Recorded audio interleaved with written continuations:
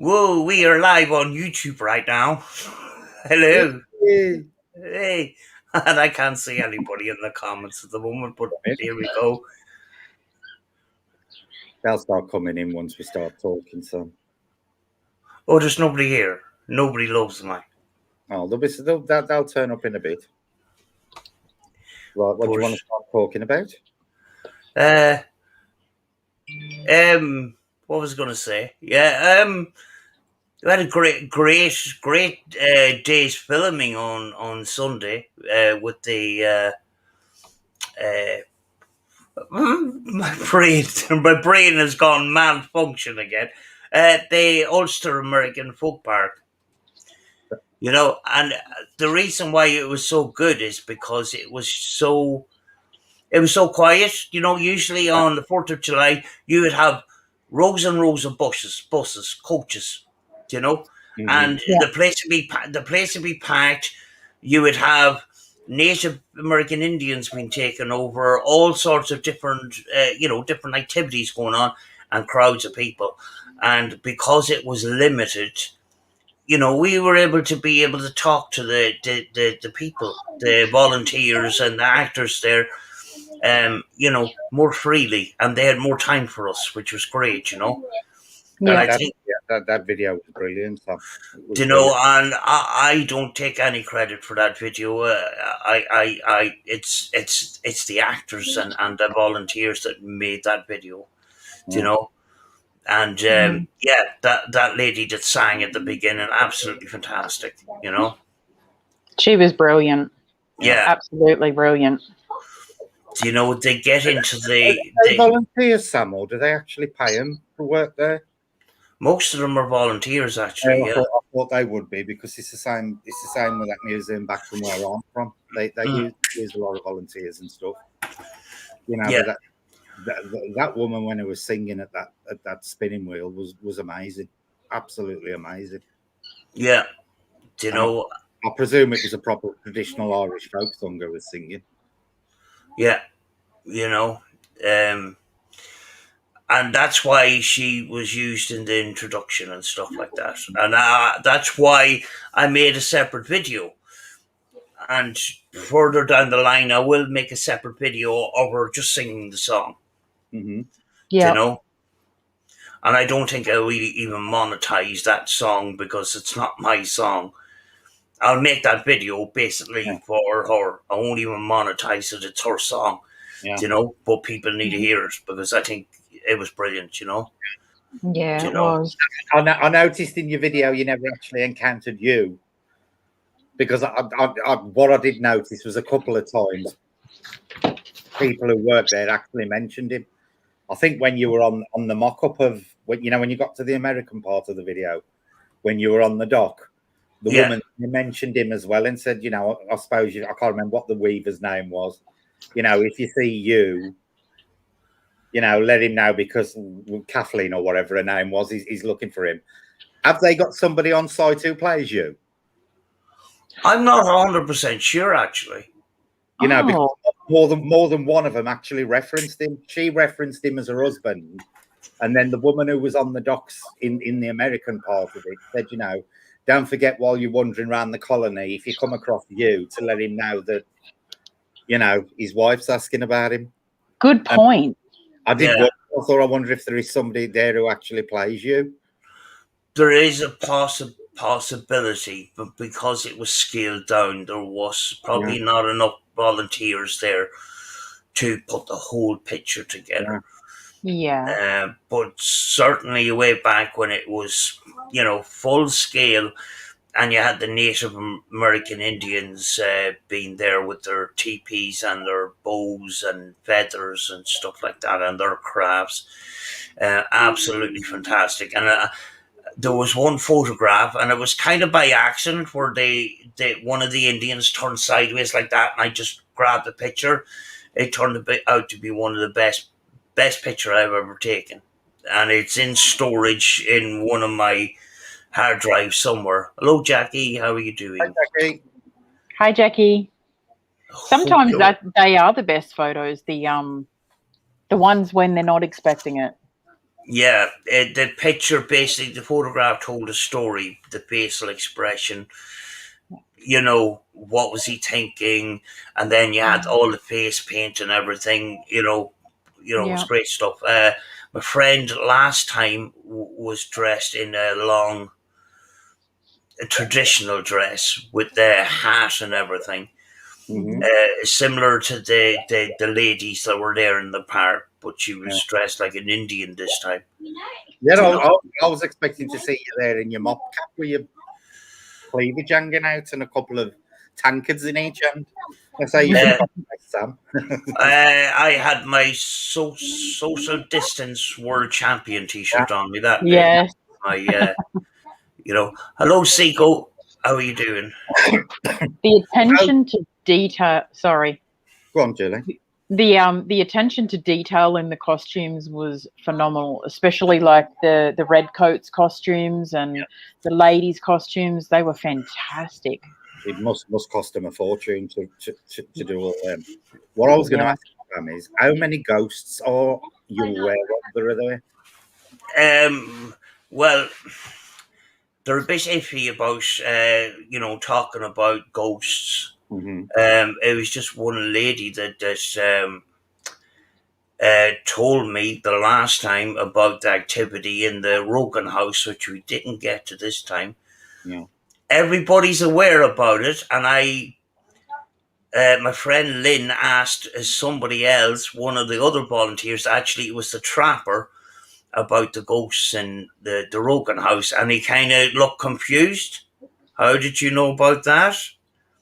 Now, he wasn't on camera at the time because sometimes afterwards we'd be talking personally, We don't want to dox each other because we'd be talking about where we live and all the rest of it.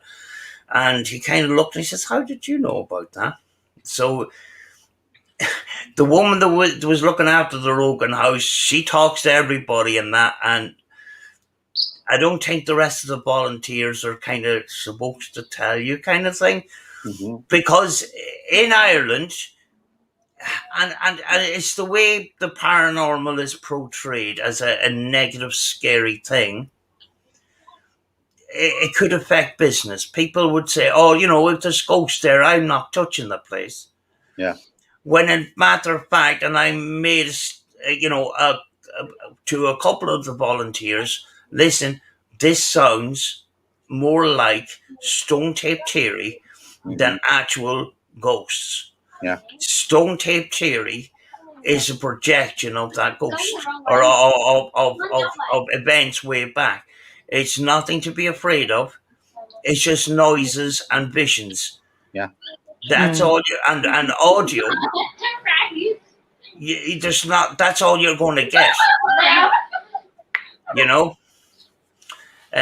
But when it comes to antique stores and places like that, if you ask them, on the sly, have you got activity here? We have an antique shop here in town, and the guy says, "Well, I don't believe in ghosts, but there is stuff being moved around after closing hours, and I can't explain it." But we don't talk about these things because it affects our business. People won't come into the shop. And it's because the fact that people portray what we don't understand as scary to us. Yeah. And that's what we need to stop doing, because a human being doesn't fully understand what paranormal activity is, Hmm. we put a label of scary and negative on it without proper cause. Yeah. When in matter of fact that a lot of paranormal activity is not scary at all. Yes, it's confusing. It's Hmm. hard to understand. But just because we can't understand it doesn't mean that it's scary and bad. Hmm. But Yeah. that's what we have put on the paranormal over the years, and it's heightened even more with films. You Yes, know, I agree. yeah, it's scary films which I don't Yeah. watch. You know, I've watched one or two of them and I thought they were crap. But um, yeah, people with premises will not divulge that their premises is haunted if they think that it affects their business. Yeah. Now there is a pub in Carrickfergus. What is the name of the pub? I can't remember. But Northern Ireland's Greatest Haunts, my favourite paranormal TV show, way back in the day, way back nearly 20 years now, they done a paranormal investigation in this pub. And to this day, they proudly have that on their brochure as seen on Northern Ireland's Greatest Haunts because they're proud of it. Yeah. You know, and they still have that room, I think in room 19, which is the haunted room. And people, they say complete opposite here. We portray that, you know, Northern Ireland's Greatest Haunts was here, that the place is haunted. There's more requests for room 19 than any other room in the in the bar.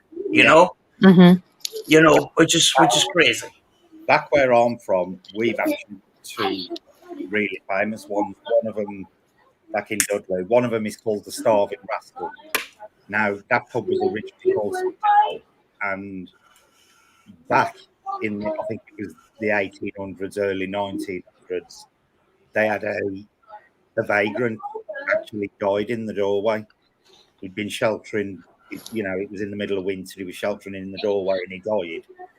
And his ghost is actually seen walking in and out of the pub a lot of the time and leaves wet footprints behind him. So they actually changed the name of the pub to the Starving Rascal. And the pub sign on the one side, it's a normal bloke walking into the pub. But if you look at the sign from the other side, it's actually his ghost walking into the pub. So wow. They openly promote him. The most famous one in Dudley, where I'm from, is the Station Hotel.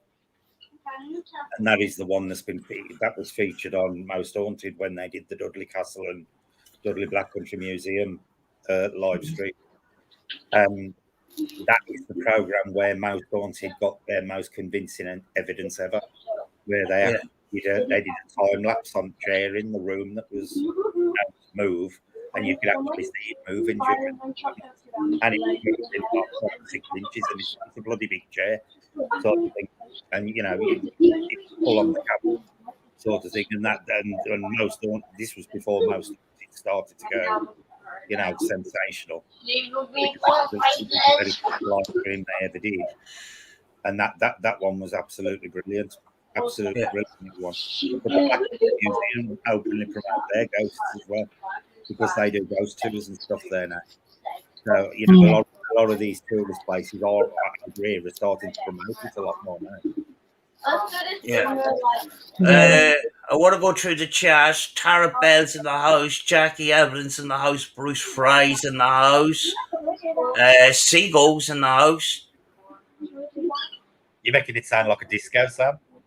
Yeah, I just want to Jam Bon Bananas in the house. Just want to say hello to everybody, you know. That's it. I'm getting a little bit of a warble on audio, but I think it'll be okay. Jackie says horror films used to scare real investigations and realise they are crap. Jackie, to be honest with you, 99 out of 100 investigations, even if something happens, are not actually scary. You know, there's very few investigations you go on where they turn into something frightening, unless you're just one of those people who, you know, who naturally jumpy like Jason is. Yeah. I saw an investigation. There was a hospital that had been moved for some reason, and the ghosts haunted the area where the hospital used to be in the new building. Yeah.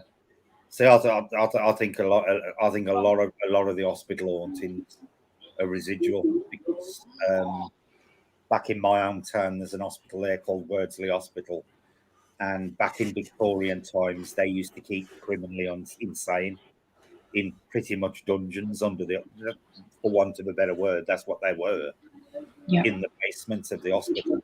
Now, modern day staff, the hospital is still running, will knock them down in the basement on their own they have to go in pairs or threes because they have a lot of activity down there, things thrown at them and all sorts.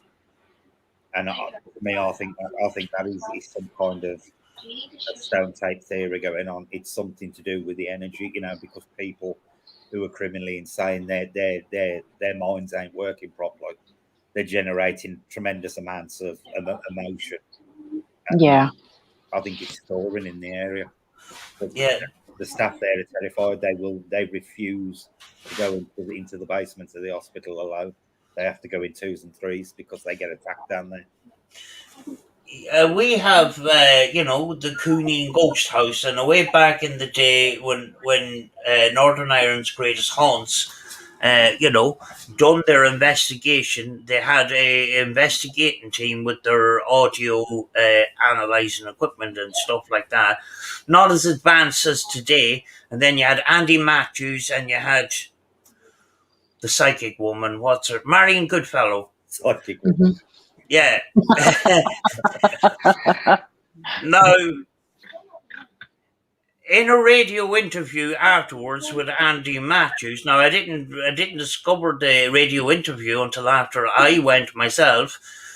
He described behind the scenes a lot of the crew were throwing up on site, and strangely enough, when we left the location, I had to stop about a mile and a half down the road, and I threw my guts up. And I was so scared that I kept looking in the rear view mirror on the way home. My friend says that I was so angry the whole way home, and what I done was the minute I got home, I got into the bath, took off all my clothes and hosed off all my clothes, afraid of bringing a part of the house home, because the myth is if you bring a stone or anything from the house home, you will have all sorts of bad luck. Now, I did do an investigation with a team afterwards, and I actually found a pair of dowsing rods, and I actually took them home as a souvenir. But we didn't have that activity I had the first time, and I wasn't an investigator back then. I went to document it, and we did find this orb, and this orb brushed past my head, and the hair just stood up in my head, and it scared me so much I jumped out the window. Yeah.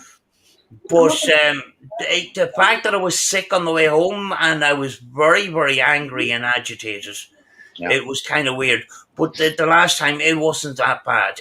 We had, like the crew back in the day, we had thousands of pounds worth of equipment, bringing it in and bringing it out, because it just batteries, loading batteries into it, 10 minutes, gone.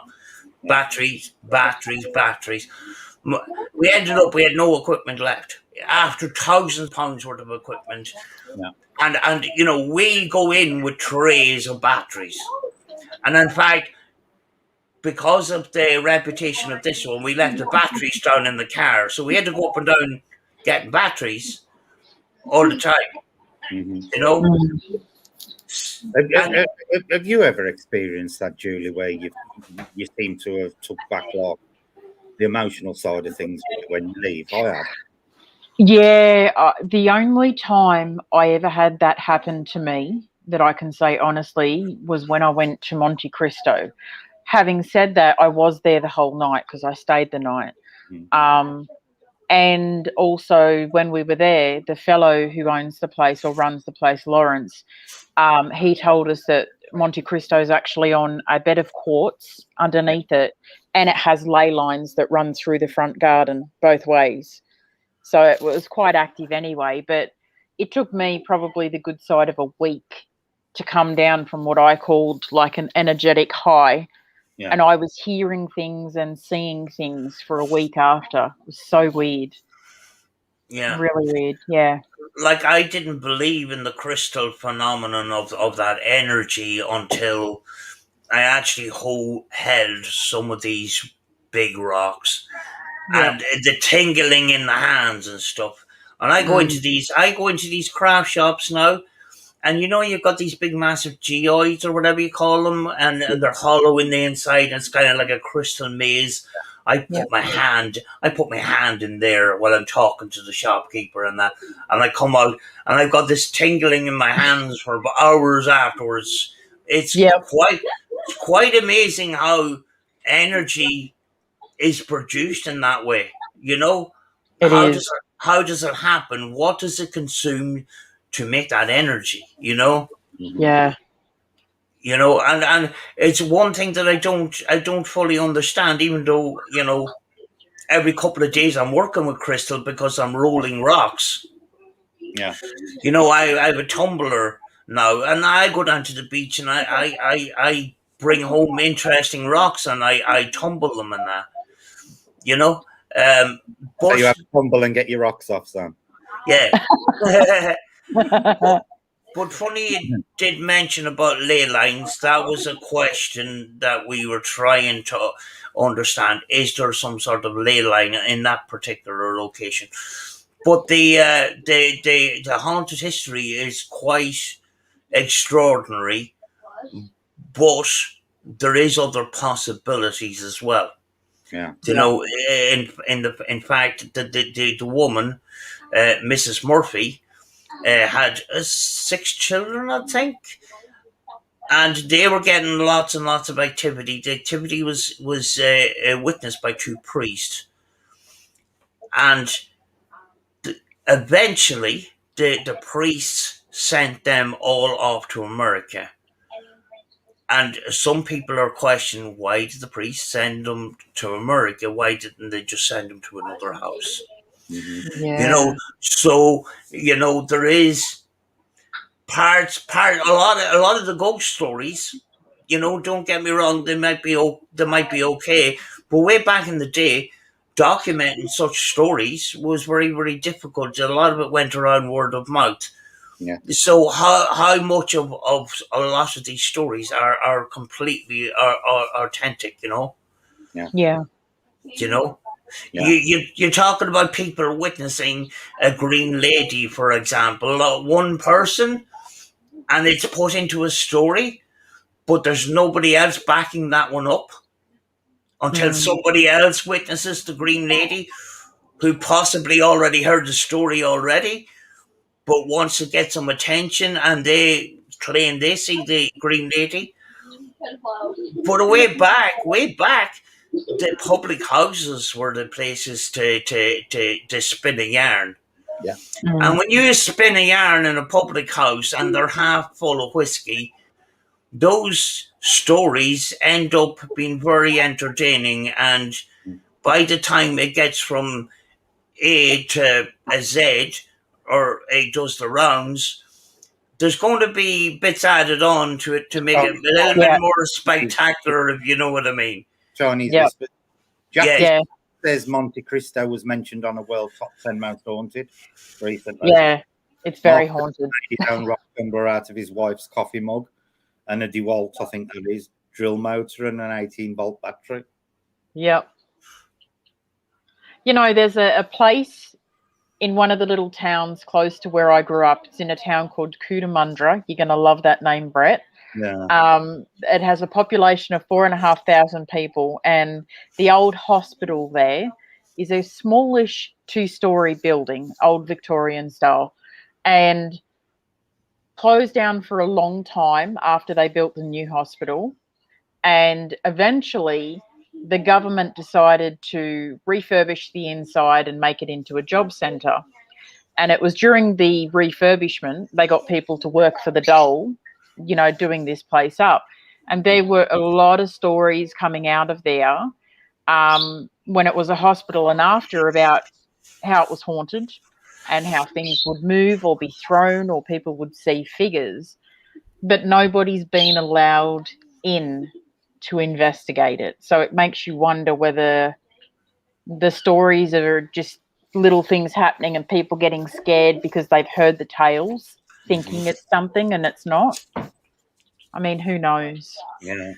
So it's an odd one, that one, because it can be one of a couple of things. It could be that it's just all been blown out of proportion, and the owners don't want to carry it on any further, or it could be the other side of the coin where there is stuff going on there, and the owners just don't want to deal with people going in there, paranormal investigators going in there, because you'll be amazed how many people are worried if they get somebody in there to investigate stuff going on their property that they're going to ramp it up somehow. It's amazing how many people believe that. Yeah. I'm going to be a little bit controversial here. I have investigated a location. I think it was twice or three times. I think it's twice. Mm-hmm. And we got to investigate. Next thing, the book came out. All of a sudden, we can't investigate anymore. Yeah. You can nearly put two and two together there. Yeah. You know what I mean? Yeah. Are they afraid that we might debunk some of the things in the book? Mm-hmm. You have to think of these things, Yeah. because at the end of the day, we don't want to go in there just to entertain people. We want to find out for ourselves what's going on. Yeah. And we're not going to get that in 4 hours, 4 or 5 hours. Oh God, no. And to me, being only there twice, that's 8 hours. That's not a full investigation. No, nowhere near it. You need a lot longer than that. So, I know there's COVID and all the rest of it, but this happened before COVID. Was there a reason after the book came out that we couldn't investigate anymore? Yeah. When people put money into it, and I have no problem with people making money. I got no problem with that at all. But when a book comes out, or people say that they're terrified in their own house, yet they go to rent out the house for film crews and stuff. Yeah. Mm-hmm.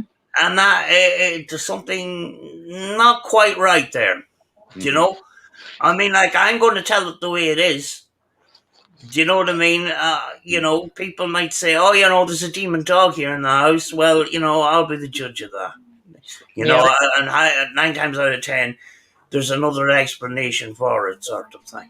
This is the problem with what we had with East Drive, not far from me, 30 East Drive. Now, it did have a famous poltergeist case back in the 80s, when the original family lived there. I do genuinely believe there was something going on then, but I believe it was literally centered around the kids more so than the actual house. Yeah. Because this guy bought it and made a film about it, quite a well-known film, When the Lights Go Out, and now rents it out as a property to ghost hunt. It is also set up with 80s furniture and stuff in there to make it look like it's still in the 80s and stuff. The amount of people who go there, and anybody can go to East Drive, and it's an expensive place to go to, if you want to investigate it for the night, and you can guarantee thousands of people will watch it. If you watch all these videos, very few stuff actually happens at the place, if anything. But because the expectations there, and because the community over here has built the place up to be some kind of paranormal mecca, people get caught up in the hype.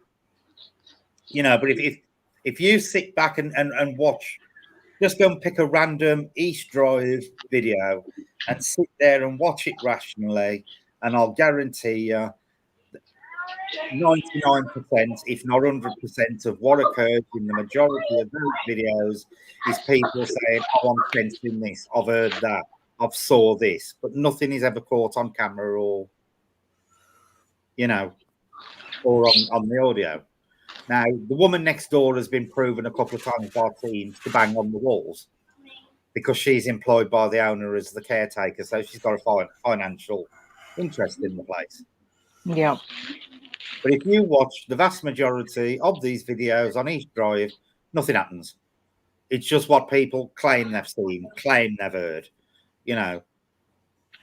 but this is what you have to cope with, because they have got so commercial. There is an hype and an expectation built up around them, and each drive is the perfect example. I wouldn't waste my money and go and do it. I would rather go to some totally obscure little cottage in the middle of nowhere on its own and investigate that, because I think you've probably got more chance of capturing, you know, genuine evidence at a place like that than one of these commercially manipulated places. Because if you think about it, you know, if we believe that all this psychic stuff is as a result of energy, surely if people are going in there day in, day out without a break, that area is going to get depleted. You know, it's going to run down slowly like a battery. And the place gets no breaks whatsoever. This is why I'd rather just go to some totally unknown, obscure building and do an investigation there. Well, you know, recently I heard about this mansion. You know, I know an investigating team that went to this mansion before, and they paid between £100 and £150, which is, you know, a lot of money. You know, recently they went to book that house again, and it's £300. I would rather put my money into a cottage in the woods or cottage close by other places, that, you know, for a week, than spend a couple of hours for 300 quid. It doesn't. It financially, it's not viable for me. Yeah. Do you know? Yeah. You get a decent camera for that. You know what I mean? Yeah. A lot of people are probably looking at the trending topics on YouTube too. Does it work that way? One person goes somewhere and gets something, and then everyone wants to go there and film it? Yeah, and it depends too how owners promote their place. Do you know? But you know, it's the amount of money that's trying to be extorted from the paranormal can muddy the waters. Let's say.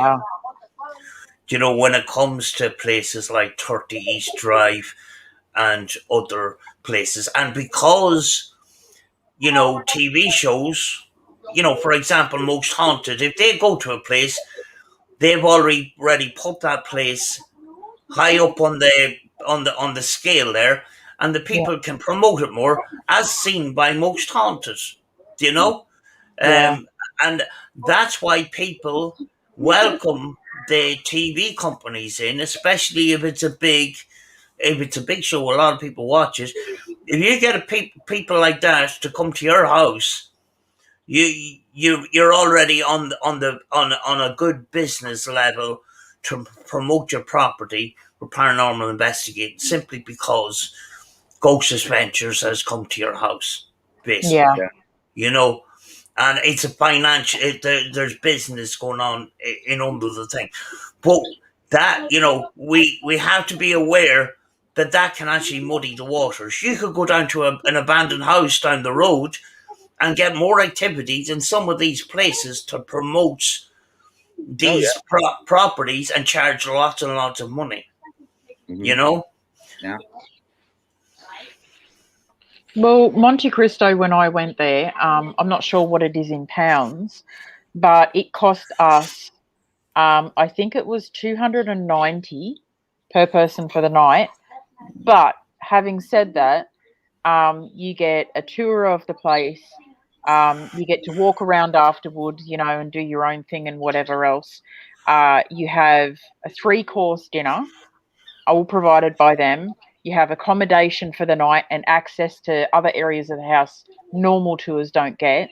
And then you get up in the morning and you get exclusivity in the house for at least 2 hours before anyone else is allowed in. So, yeah. Yeah, with Cumber House, it's around £70, and depending on the amount of people, you could pay as an individual anything from £5, which the first investigation cost me £5, to £20. Because it's just it's On the second investigation, I was with a team I work with a lot, and there's no profit there. We basically we divide the cost between all of us, Yeah. and a little bit of extra. It cost me £20 because I had to pay for food as well, a fiver or so for somebody who had made the food and brought it. And that was one of the team members. I make lovely food. You get soup and sandwiches and lovely cakes and buns and tea and coffee and everything. And they do a great job. And I don't mind paying the £20, you know. Yeah. And in fact, it's worth more. But basically, what we do is we divide the cost. It's not like some of these teams that will charge more in order to make profit for themselves. It's not. That's not what it is for us. We just want to investigate the place. We don't want to make the money. We're not interested in the money. We want to get activity on camera. That's the gold. That's the pot of gold that we want. Yep. Yeah. So my first investigation cost me £5, £5 or £10, something in that region anyway. Yeah, if you want to do a day tour at Monte Cristo, I think it's $15 per person. But you can stay there all day if you want, all the opening hours. Take along your equipment. Yeah, I don't know how much the Ulster American Folk Park was for that day tour and that, because if you're disabled, you get for free. Yeah. You get for free. You can book your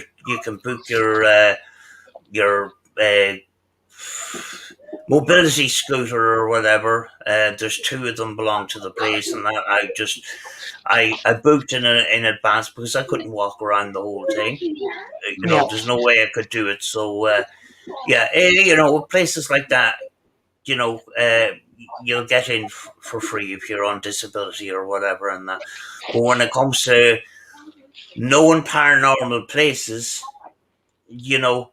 what's happening is money is being made out of a paranormal activity that happened many years ago. Yeah. Doesn't mean that it's happening now. Yeah. See, there's a lot of places out there where paranormal activity can come and go in phases. Oh yeah. There's many buildings where they'll have like a succession of occurrences, and then nothing might happen for 20, 30 years, and then it'll start again. There is absolutely no guarantees in any of these places, no matter where you go, that something's going to happen. And 9 times out of 10, in reality, it doesn't. Yeah. Bruce there, the comment, investigation and being with your friends. That's what it's all about for us, You're with people, and we met these people through the paranormal, and we all have a passion for it, and that's why we're friends. And we're investigating together. Yes, we've got 2 different ways of investigating, and we won't see eye to eye on it, but we're doing the same thing together. And that's, to me, that's more important than the money, Yeah. Or views on YouTube or anything like that. People say, YouTube paranormal, it's all about the views. Yes, it is in a lot. It is in a lot of cases, but some of us, we just don't care. Yeah. YouTube isn't a priority for me.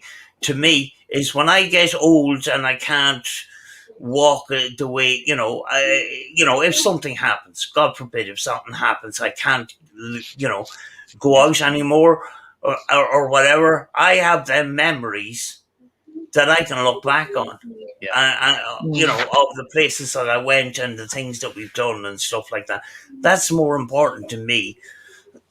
And then again, if you become famous on YouTube in the paranormal, which is very, very difficult to do, I don't know if many people actually have achieved that. In a true sense, Yeah, you have people like, oh my gosh, 1.5 million and blah blah blah, and it's entertainment. I wouldn't take the paranormal activity there too serious. But he goes to very famous haunted places and stuff like that. But a real paranormal investigator that looks into the science and stuff like that, people don't want. People don't want the boring science for some reason. Yeah. They want to be paranormal investigators, but don't tell me anything about frequencies and atmospheric pressures and all this science stuff. They just get bored. You have to ask yourself, Sam, do they really want the paranormal? Or just do they want it as, as the platform, the fame sort of thing? Which, you'll find a lot of these so-called big paranormal channels. They've got like over 1 million subscribers, but you look at the viewing figures, and they don't match million subscriber channels in other areas. Yeah, So even the big channels, that they a lot of the subs are transient. They may sub just because they've watched the video and enjoyed it, but they never watch again. I watched this channel that was recommended to me a long time ago. Can't remember what it was now. It was a guy in America and his daughter.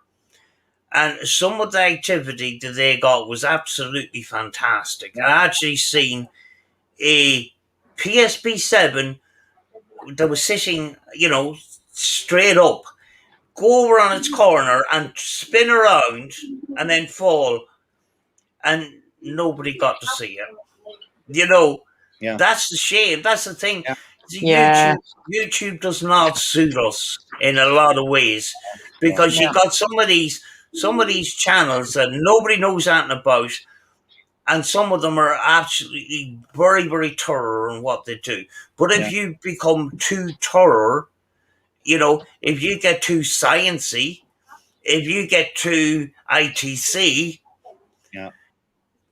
nobody cares. Well, a lot of people don't care, because you've got this sort of trend of going live. And don't get me wrong, it's brilliant. It's brilliant. It's great to be able to sit down and chat with other people and that. But the trend is ghost hunting live for 3 or 4 hours, and that's what they're used to every week. Yeah. But if you wanted to delve into the science part of it, it gets pushed down to the bottom of the pile. Yeah. And I always say that to people. If you want to be a genuine paranormal investigation channel on YouTube, don't expect to have the subs and followers of the paranormal entertainment channel. Yeah. You're doing two entirely different things. You really are doing two entirely different things. Yeah. And there's other people that they used to be paranormal investigators, and they kind of retired because they can't be bothered going out, every couple of nights or every weekend, and they used to do it. They don't want to do it now, but they still want to talk about it. The problem is, a lot of the time now, is a lot of people are talking about the bad things that's happening in the paranormal rather than the good. And we need to promote the good. We need to dig those little channels that are doing the right thing out, and push them out there and show what they're doing, and learn from that as well. So just because a channel is huge doesn't mean it's good, because there's other people out there. They're actually too busy with the paranormal to put a fancy production up on YouTube. They would rather just stick up their little bits of evidence and enjoy their investigation, enjoy their night. I worked with people like that too. I worked with a group. They wouldn't touch YouTube with a barge pole. They have a little community on Facebook, and they talk. Oh, we went to we went to such and such a castle on Saturday. It was a great investigation. Will you see that evidence? Hell no. Yeah. They keep it to themselves. Yeah. You know, because that's not what it's about for them. You know. If you took your average viewer who watches a paranormal entertainment channel on a genuine paranormal investigation, they would be bored out their brains, Oh because yeah. they don't realise 99.9% of the time you're normally sitting somewhere cold and wet and dark and nothing's happening. You know, and that is the reality of paranormal investigation. You know, what you see on these channels is generated. And I ain't saying fakes, I'm just saying they are using the atmosphere and this lot. You don't get that on a genuine paranormal investigation. You have to cut all that crap away. You know, you've got to look at things scientifically, not from an entertainment point of view. So you take your average, paranormal entertainment channel viewer to, to some little house somewhere where something, there's reports going on. They would be bored out their brains within 5 minutes, because they are now conditioned to believe something happens on a paranormal investigation every couple of minutes. And that really ain't the case. Do you can go know? in an house for 12 hours and not see a single thing. Yeah. Do you think that? It's good that people are getting out there and trying different things, and hopefully in time they will break away from the script, the TV script. You know, where they get out the K2 and they get out to buy the equipment that the TV companies do. But the thing that's a little bit flawed, but at the same time I admire ordinary people for going out and trying. But the thing is, the research, you need the research, because it is an actual science field, and we're not scientists, and we're very often not educated in the science of what we're doing. Yeah. For example, EMF. What's EMF? Mm-hmm. It's just like Rob said this morning. A plasma television can let off a signal for 1/4 of a mile. Yeah. So they even though we're not scientists, I think it's important that people do the research. Yeah. But then you have the other people that, well, we just want to go ghost hunting. And you will get stuff. You will get stuff. But I think doing a little bit of research at home is important as well. You don't have to put on the white coat. Yeah. And spend hours. Yeah. But just a little bit of research of what you're actually doing. Your research on the equipment that you use. Know everything about your equipment. Especially when it comes to EMF, EVP, and your camera equipment. There's a lot to actually learn in the line of even ghost hunting, because you're talking about visuals, audio, everything. Yeah. Yeah. So you've got to be very aware of your surroundings as well. Because a lot of people, even if you go somewhere that appears to be like derelict or in the middle of nowhere, you don't know what's running under the ground and above your head. The first thing I'll do, when I go anywhere, is look up to see if there's any power cables anywhere, above. And then, if you can do beforehand, try and look at local maps of the area and see, Ordnance Survey or something, and see if there's anything marked on there for underground cables, because underground cables can generate massive EMF fields. They can come up from 4 or 5 feet down, under the ground, and still give you a full reading on an EMF meter in what looks like the middle of a deserted field. You've always got to be aware of your surroundings and what's there. And that is why I always say to people, the first thing you should do when you get to any area you plan on investigating is do some field checks first. wander around for half an hour. Don't film, just wander around for half hour with your EMF meter and see if you're getting any spikes or anything occurring anywhere. Because 9 times out of 10, they're going to be natural. There's going to be natural explanations for them. You're either standing above an underground electric cable in a field, or you're near a pylon or stuff like that. If you go straight into filming without checking your EMF readings, you can make yourself look quite silly to people who know about EMF and stuff. Yeah. Yep. Did you know, I just found this out this morning, that you can actually get an app on your phone that'll show you where your cell towers are. Yeah. Your nearest cell towers, which that could be a very useful app, actually. Mm-hmm. When it comes to EMF and electronic interference and stuff like that. So that would be an important app. I'm not into the ghost apps, but I'm into some of these other apps. Right.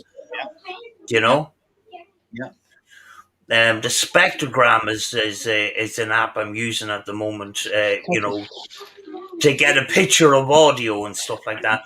But that might be a little bit too sciencey for some people. Even stupid things like current atmospheric conditions. If you can make yourself aware of them, just quickly Google them and see what the weather's going to be like that day. There's apps out there where you can check when we're having solar flares or anything. I don't know. Just believe it or not, solar flares can affect your equipment. But you need to be aware of all these sort of things. Absolutely. When it comes to spirit box sessions, somebody had pointed out that 9 times out of 10 people aren't documenting them properly. They're not telling you what the temperature is, the weather conditions are, the atmospheric pressure. I'm starting to do it. I'm getting there slowly. I just need to know all these apps that tell you barometric pressure and stuff like that. But that could be a factor in some of our communication. So to having that information there, even though you mightn't understand it, further down the line, you may be able to understand it and can go back on it, That's a good point. Do you know? Yep. Especially when it comes to barometric pressure and air pressure and humidity. We have devices that measures humidity. Very often I don't tell you what the humidity is because I think it's not relevant. But is it relevant? That's a question that could be answered further down the line, One of them two. Yeah. Black Rose Spiritus and Joanne B. Hey, Rick. My name's Julie, but yes, that is a Raggedy Ann. Oh, cutting the head off. There you go. She's an old one. An old Knickerbocker. Yeah, one too. You've got, I was going to say you have one too, don't you? Is it the same size? It's the actual size of the famous Raggedy Ann. You've got a big one. Yeah. Yeah. Do you know? Yep. That is very cool. And a tiny Robert on a little rocking chair. I love the Robert you have. He is so cute. Yeah, it's a souvenir from the museum that Robert actually is in. It's one you get it in the gift shop, but when they're sold online, they're very expensive. I bet they are.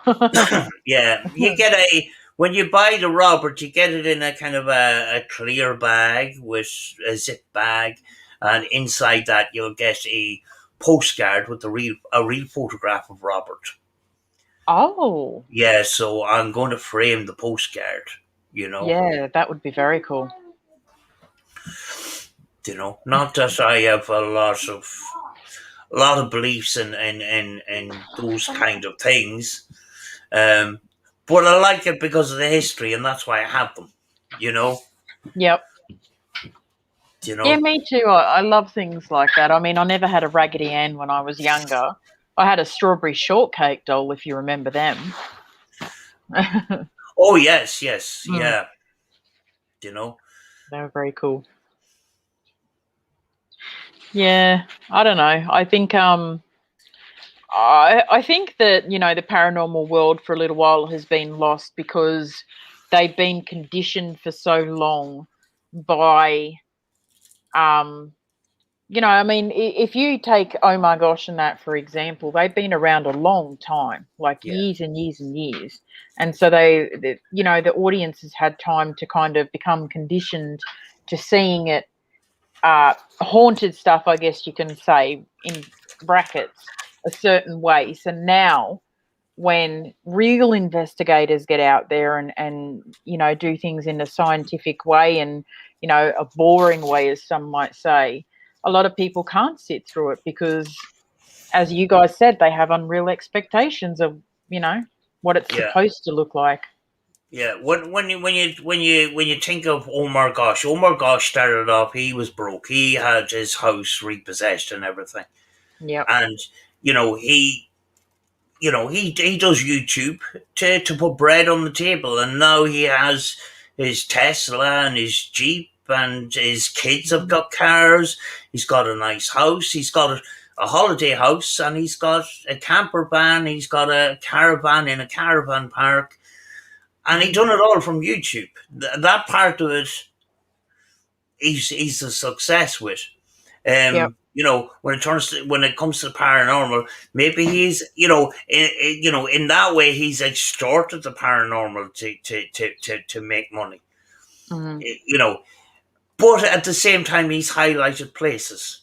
You know, Yeah. I would take his evidence with a massive pinch of salt. I've seen overlaid stuff, and if you put in the past, I don't know if he still does it, but he used to say, and I used to say it too. The reason why I'm on YouTube is Omar Gosh, way back in the day.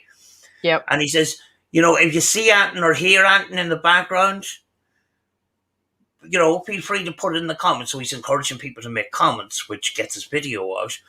But if you put your headphones on when you're watching one of his videos, you used to hear all these whispers, and there was far too many whispers for it to be EVP. It was the Yeah. whole way through the flipping video. And that way back in the day, I was going, flipping hell, nobody heard that. And then I was putting down timestamps. There's a woman saying this and this and this and this and this. Do you know? He was putting an overlay of these little whispers and stuff like that, but it got people excited. Do you know? Yeah. And then it was over time. Then I discovered, hey, hold on a wee second here. Yeah. But it encouraged me to go out. Do you know? It encouraged me to go out. Way back, when I started, I says, I want to do what Omar Gosh is doing, but I want to do it Irish style. So I went exploring in that. I got my first EVP, and then I says, do you know something? I can't do this anymore. I need to explore the paranormal a lot more in a real sense. Because that first EVP, I was sitting here, doing the oh my gosh thing. Did you hear or see it in the background? Put the headphones on, and I heard the EVP, and I says, how's that possible? And that's how I went back to the paranormal. Not that I was much into the paranormal in the first place, but I was into ITC. Do you know? EVP and direct radio voice way back when I was 16 for a short time, sort of thing. Less than a year, sort of thing. See, I've got a similar story to you. I got started because I used to watch all them too. I think that probably quite a lot of us could say the same thing.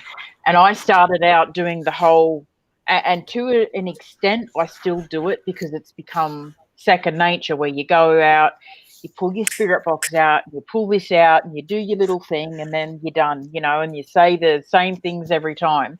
But you get to a point where you either run with that side of it, which is kind of more of the entertainment for show side, or you go to the right, whereas you're like, well, this is not working.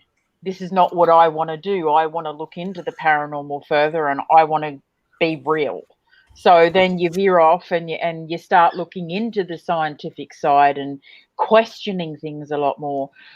For instance, when you were saying about the EVPs, and it wasn't Omar, it was someone else, and I can't remember who, someone said once that there was an app or something that you could download that had voices on it that people used to play as EVPs. So, I mean, there's a lot of tricks and tools out there people can use. Yeah.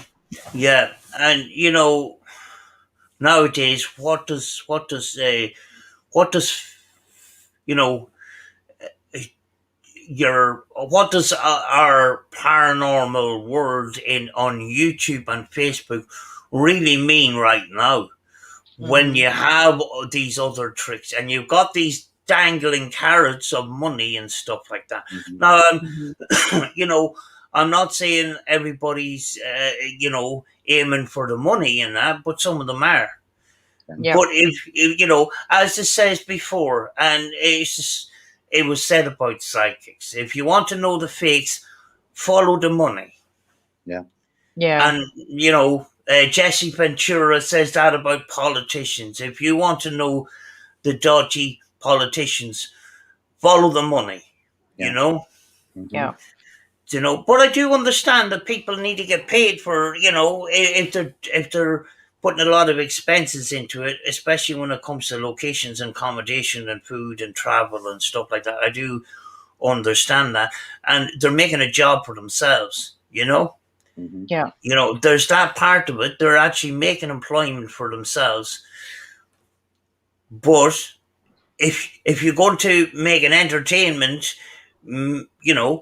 state that it's entertainment. Don't pull the wool over people's eyes. This is what about it, Sam, is they put themselves across as genuine when full well it's not.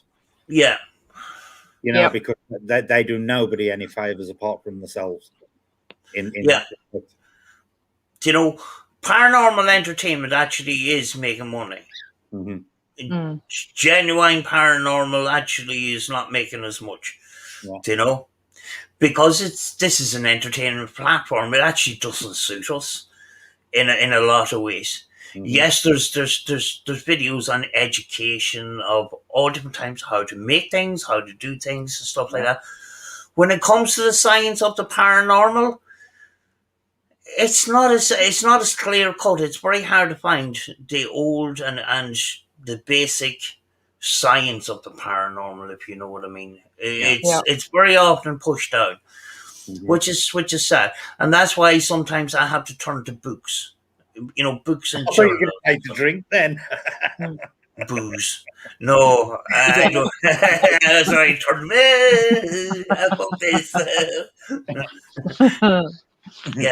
Yeah, books and journals and stuff like that. But then again, you've got people that write books that are a bit on the dodgy side too. Yeah. Yeah.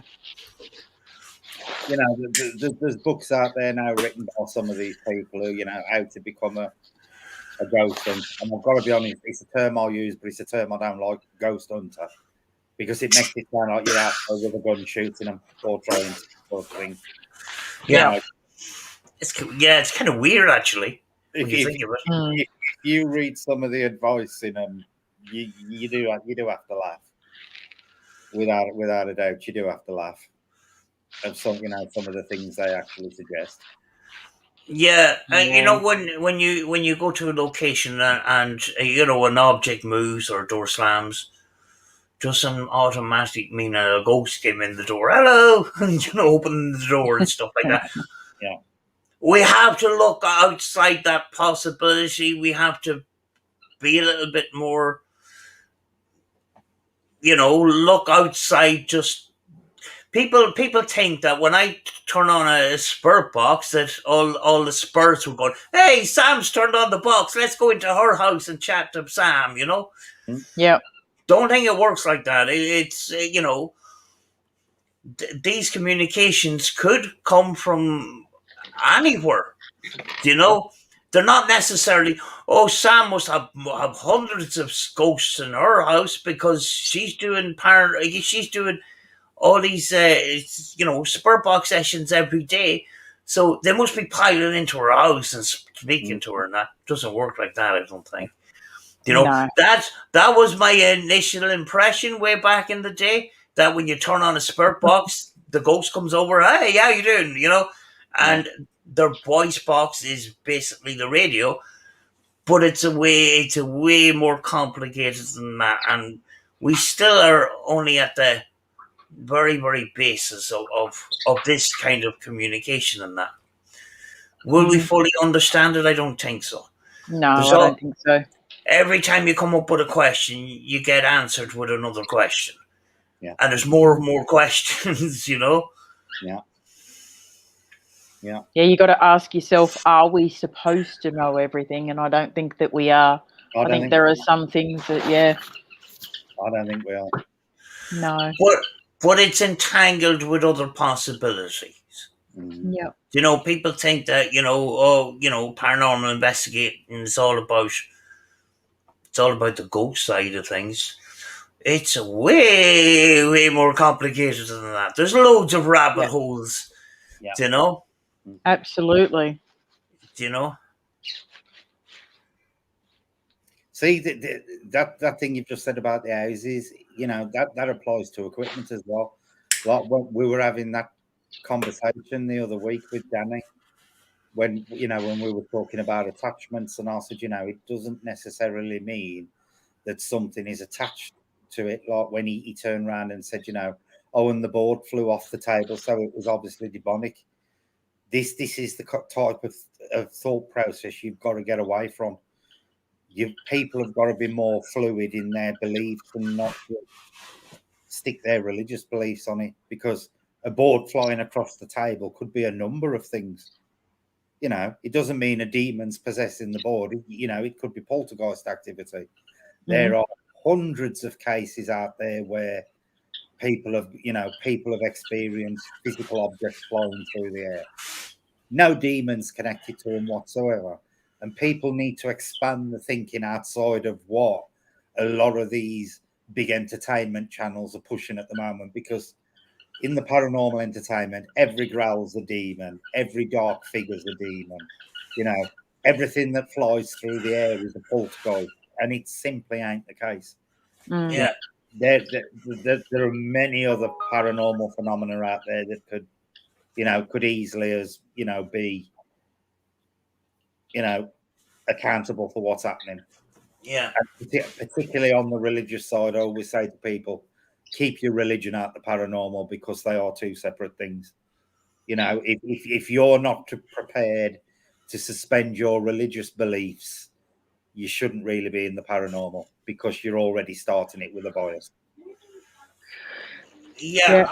I got faith. I'm not saying I'm religious. Faith and religion is two different things. Yeah. But when it comes to the paranormal, I'm approaching it in a scientific sort of way, because if I brought faith into it, I'd be talking to angels. Yeah. Which I haven't proved. So my faith and paranormal investigating is two separate things. Yeah. Now, maybe I believe in angels and I believe in demons, but I'm not bringing that into the paranormal investigating, because I'm not getting the physical proof. Yeah. I got physical proof that possibly demons do exist, Mm-hmm. or something really, really bad. But I can't put labels on anything. Yeah. That's the thing. People are putting labels on things. Yeah. That's what I don't, as you know, I don't prescribe to angels and demons, but I do believe there are positive and negative energies or entities or whatever word you want to call them out there. But the second you start imposing your label, as particularly religious labels, the second you start insinuating everything negative is a demon, and everything positive is an angel, you cut yourself off from so many other possibilities of what it could be. And that is why people keep your religion out of the paranormal. You can be as religious as you want to, but you have got to be prepared to set your religious beliefs aside when you're actually doing paranormal investigation. You've got to keep it separate. It's like, let's say, never work with kids and animals. And I always say never work with paranormal and religion. See, it's ironic, because I had this discussion in the car on the way home this afternoon with my kids, And, I always share my information with them, and I ask them what they believe and and I put the thoughts into their head. I don't encourage them to believe what I do, but I let them know what I believe or what I think I believe. And one of them, we were talking about demons. And I said, I encourage people to think outside the box. Just because someone labels it a demon, does it mean that it's this horned beast that comes into your home and throws crap around and possesses you? Or does it actually mean that people are seeing dark figures that may be just negative human spirits? And going along that lines, I say, if someone can prove to me 100% that something is demonic and show me absolute proof of that, I will believe that demons are real. Yeah. But prove it to me. And I'm exactly the same. And the other thing, like you've said there, is the other thing you shouldn't go do is don't presume just because there's a dark figure, it's necessarily negative.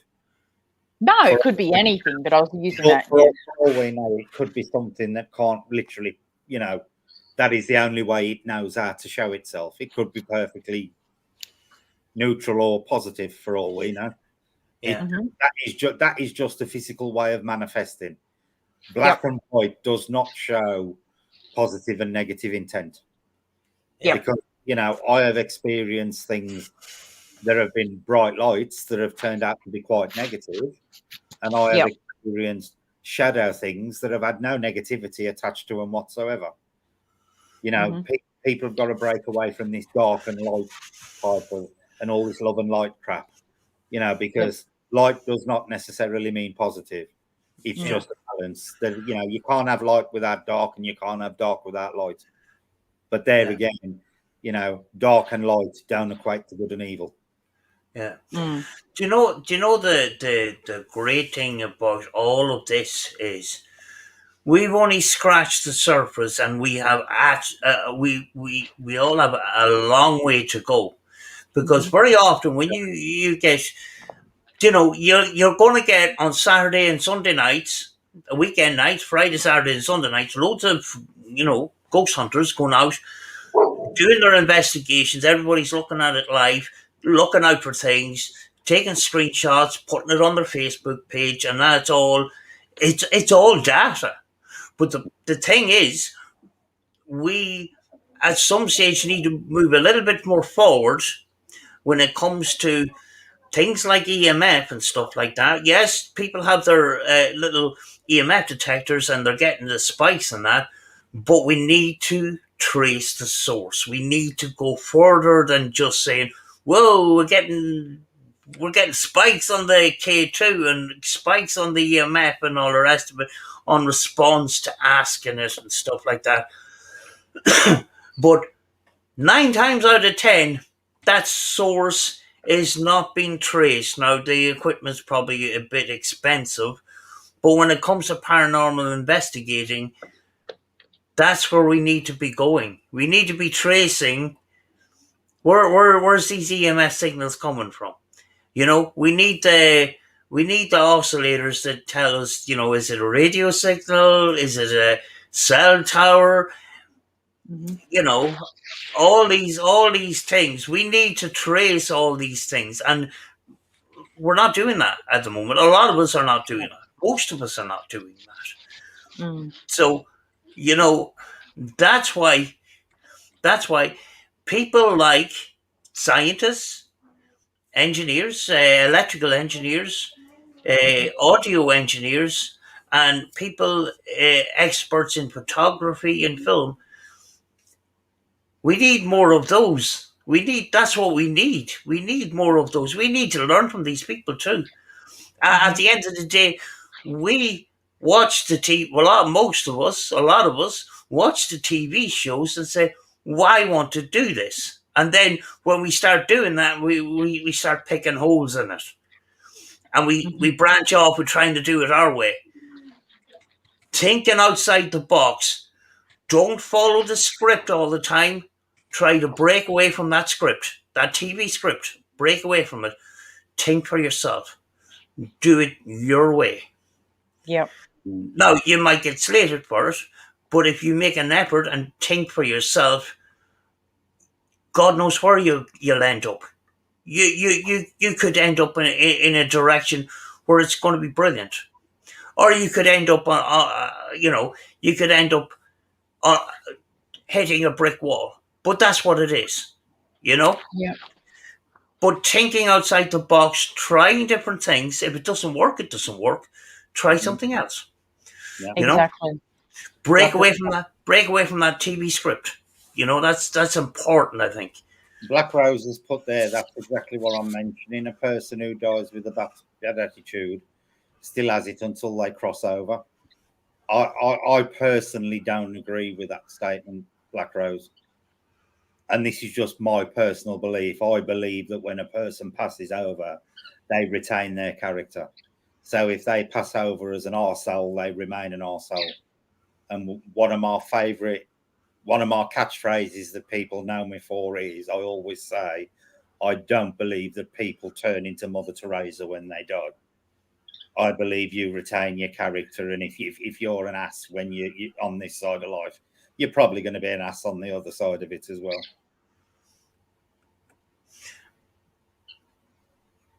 Yeah, I get I get called all kinds of things. Well, I say I get called a lot of things through the spirit box, but are they actually calling me that, or are they fighting amongst themselves? Yeah, Exactly. each other.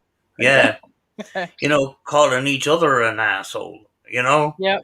and stuff like that. Spirit box sessions where it sounds like they're actually talking to each other Oh yeah, rather than me.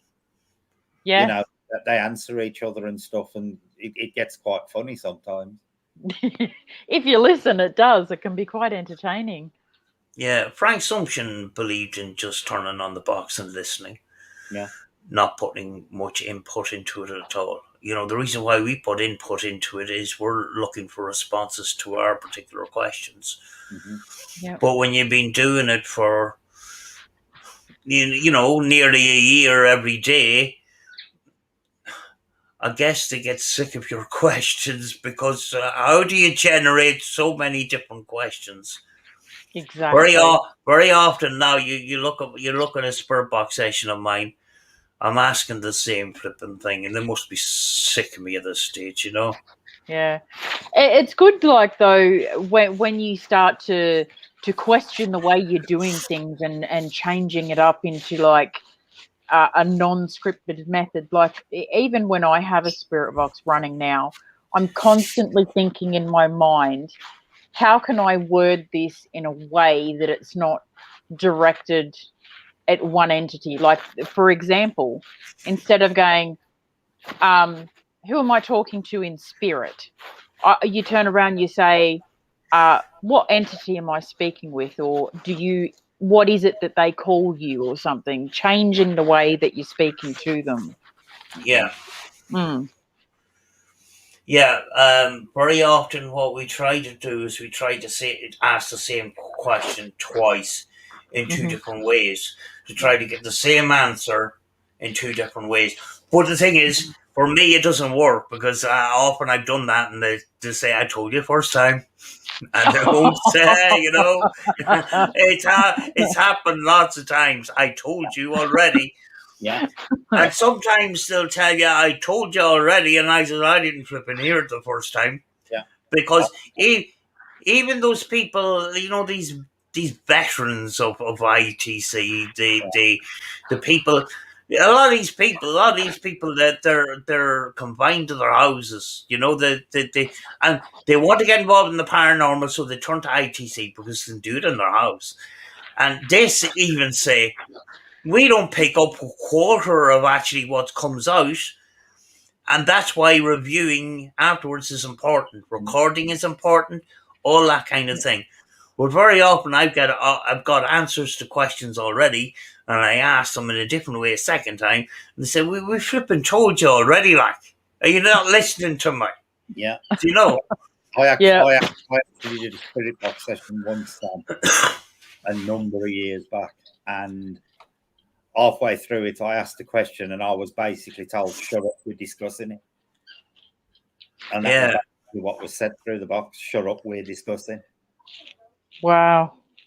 You know, I've had quite a few quite snappy, short responses off various communicators over the years. And on the spirit box, on the Ouija board, you have it on there as well, where they'll basically spell out, shut up, we're telling you something, and sometimes in not a very pleasant manner. Yeah.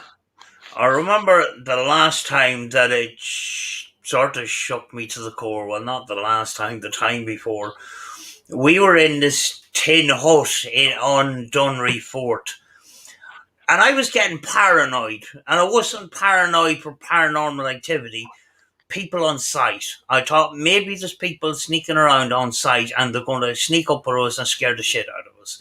So I was constantly going and looking out the windows, and looking around, being the lookout and all the rest of it. Because, when you're in the scariest thing in the world is you're in an investigation, you're nice and quiet, and somebody flipping walks in. Yeah. Yeah. And a lot of the time, some of these people are up to no good. And that. Yeah. So I was flipping paranoid that night. And I was constantly looking out the window and looking around and all the rest of it. And I had the Radio Shack 12-587, they call it the Holy Grail thing. I think it was that anyway. Either that or a Roberts.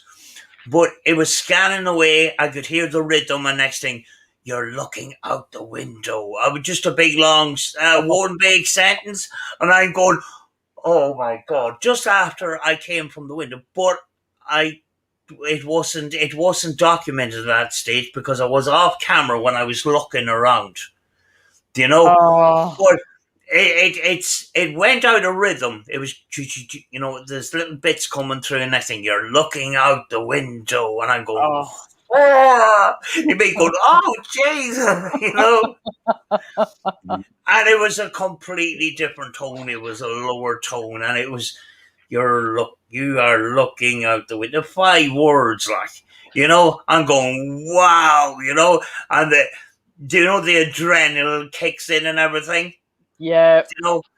And I know it wasn't documented that I was looking out the window, but it was a couple of times during the investigation and stuff like that. But the thing is, I was there. Yeah. I didn't need to prove it to anybody else. I experienced this. Yeah.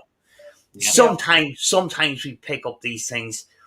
Your camera's not always as close at hand. And when it's happening, by the time you get a camera ready, it's gone.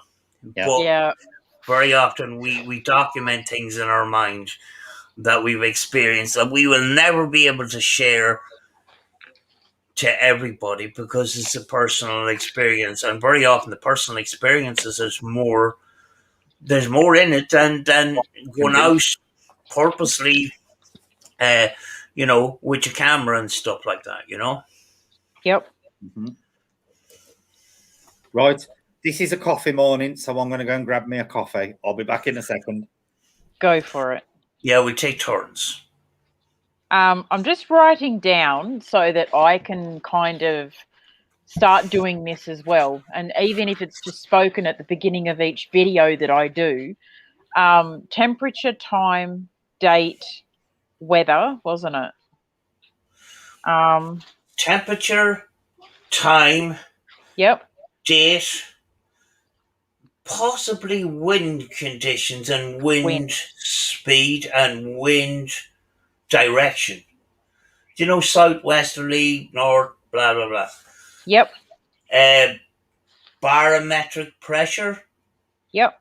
As in air pressure. Possibly tide. The lunar situation, what phase of the moon it is. Yeah, that's a good one. I think documenting that at the beginning of a Spurt Box session could be vital information in the future. I'm not quite sure. Could there be a common denominator in the lunar phase? Yeah. Or air pressure or wind direction, weather conditions, raining, light breeze, snow, But even if it's something that we don't pick up now, maybe investigators in the future can look back on this and say, maybe there was something to this, but we need to look deeper. It may help someone in the future even, you know? That's why I've started using a spectrogram. Mm-hmm. I'll show you. It's an app. It's for audio engineers and that. It'll give you a picture of sound. See, can I use it? Oh, yes, yes. I'm going to make myself bigger here for a second. I Yep, think go for it so we can it's see. not. It's not working. There you go. Oh yeah. 1, 2. And watch. This has got a high pitch on it. Watch when you see what happens when I do this. See the lines? Yeah. So that gives you a picture of sound. Okay, spectrograph, is it? Yeah, and you look for this as a thumbnail on the App Store, or your Apple, are you? Yeah, I'm Apple. I don't know. Maybe you might be able to get it on Apple. I don't know, but I got this in the Play Store. Yep. But I use this now with my Spurt box, and it gives you. And you got on the side here, on the other side there, 0 to 21 megahertz, I think it is. Yep. Kilohertz, sorry. I think that's Yeah. brilliant. Yeah, so that is a picture of sound. Like we were talking about a couple of weeks ago. There is some albums, music albums, where they have symbols and little messages embedded in the picture of the sound. And if you put those albums through a spectrogram like this, you'll be able to read the messages and the symbols. Oh, wow. I can't remember now what the actual music albums are, but that will give you a picture of the sound. I think that's brilliant. You see the lines coming up now when I click. See the little sharp lines? Yep. They're ever so slight, but when you... What app is that, Sam? It's called Spectrogram.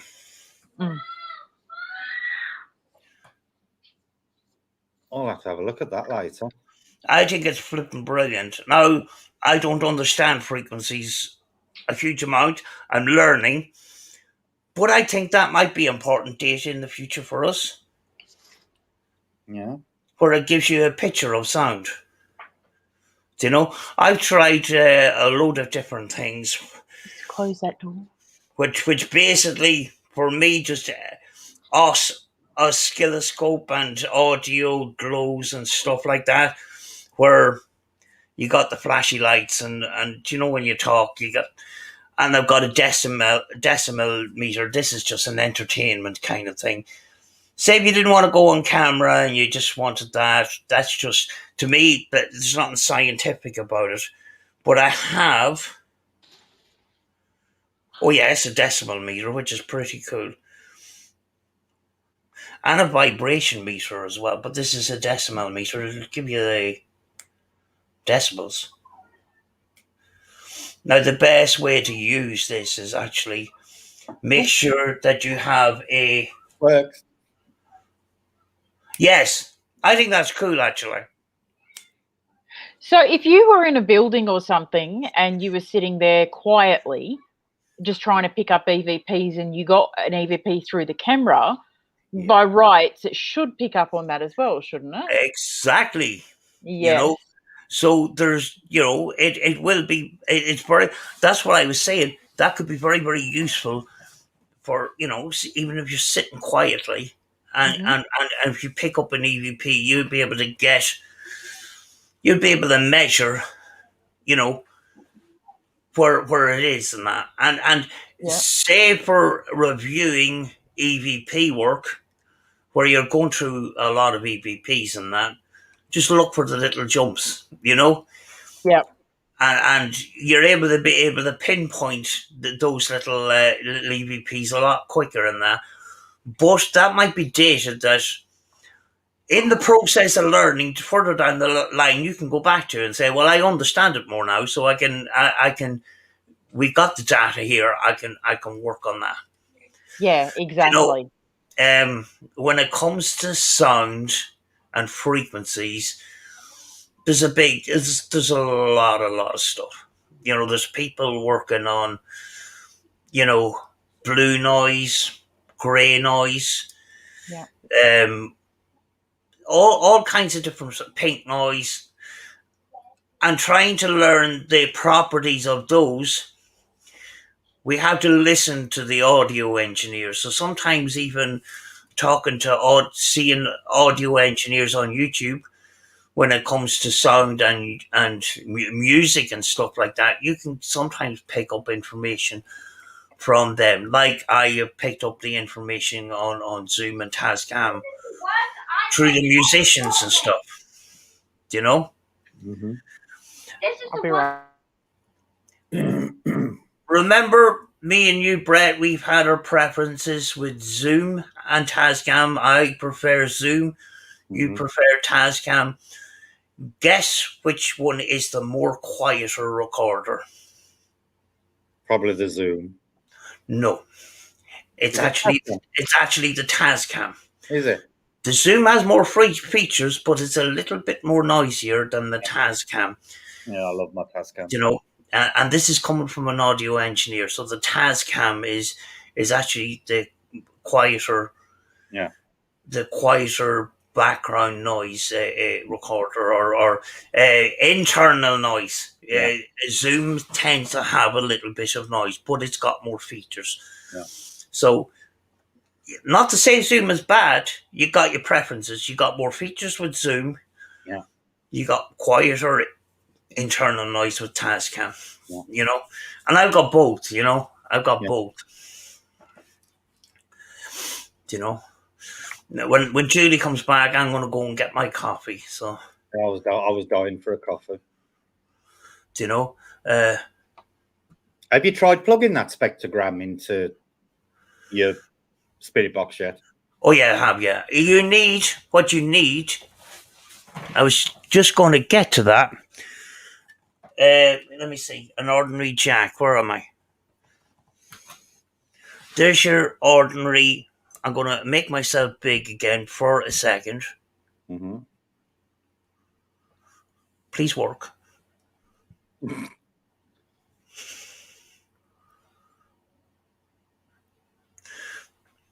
There you go. All right. There is your standard jack, 3.5 millimeter jack that you use for your headphones and listening to music and stuff like that. Now this is the different one. This other one has an extra little. Yeah, that's the power that's the powered mobile phone. Yes, that's your mobile phone one. Yeah.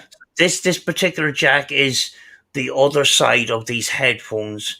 Yeah. If I was to plug it into my phone, you'll need that connected to your little microphone, and these microphones.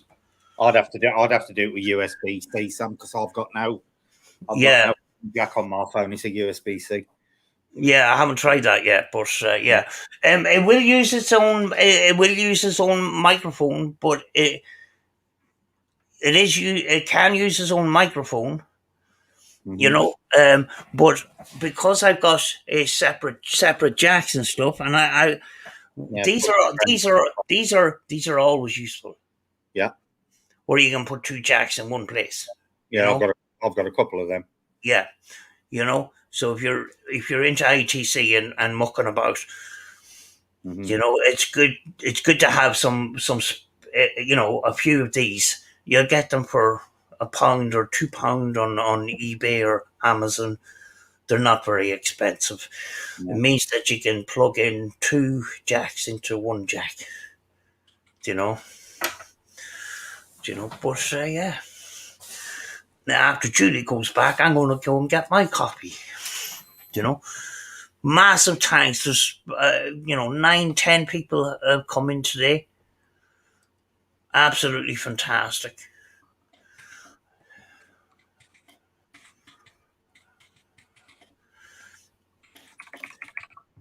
Okay, Seiko, thanks for coming in. Thanks for Have a coming good in. day, there you go. See you, Seago. Judy's back, and I'm going to go in a second to get a fresh coffee because it is a coffee morning after all. I grabbed one. I was looking for one. Right, I'm going to put it back to normal now. Where am I? Here we go. There we go, back to normal. Right, I'll be back in a second. I'm going to go and get my coffee. Okay. Yeah, I think Xavier does need chloroform. Oh God, he was going off about his it was his iPad. He said his iPad wasn't working, and he's like, "You got to send it back, Mum. It's not working." And so I went in and I plugged it in, and it turned back on. So it must have been doing an automatic update, and it just turned back on, and it had 100% battery. And I'm like, Xavier, it's fine now. Oh, kids. I got to work out how do I set up a raffle to name the beardie? How do I do it, Julie? Oh my goodness. Well, if you have PayPal, you could probably do it through PayPal. No, I don't want to charge anybody. Oh, okay. Is there a program? You know how you do your psychic thingy? Is there a program where you can put information in, like names or something? Yeah, actually, there should be. I'm actually thinking about there should be a giveaway on. Yeah. Labs. I'll probably do it through that. Yeah, a lot of people are actually, I just thought there's a program as well, which is free online, and you can put people's name into it. Right.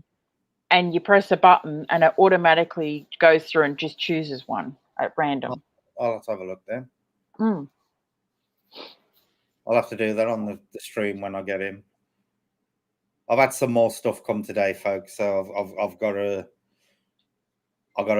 make a template to the back of the Viv sometime today, and I'm going to need Jace's help. So that's going to be fun. I'm really looking forward to that. Think of how good it's going to look, though. It's going to look amazing. Jace can't work a screwdriver. Oh dear, Brett, you're in trouble. God love him, but you're in trouble. Now you just get to name my beardie. That's all, Joanne. I'll send you. Name the bearded dragon. Sorry. Yeah, I've got to. What I'm gonna have to do is draw up a card. But I love that T-shirt. I love that T-shirt. You're gonna have to let me know where you got it from, Sam. I'm gonna have to get that. It's brilliant. Mwah, brilliant. So what I'm gonna have to do later on today is measure out the cardboard thick. Then I've got to cut the wattbits to match, the panels to match, and then I've got to do templates. So I can cut out the vents, but the vents are like shape. They're narrow, and then they go to plug shape, so you can stick a plug through them without having to take the top off your beard. Yeah. Yeah, I love that. I love that T-shirt. Yeah. Yeah, brilliant. I prefer that one to the social distancing champion. Yeah. I like the Bigfoot social distancing one, the brown one. That's cool. I love that one. Yeah. Yeah, I wore that one on Sunday at the park. Yeah. Oh, I got oh, it's not with me now. Do you know?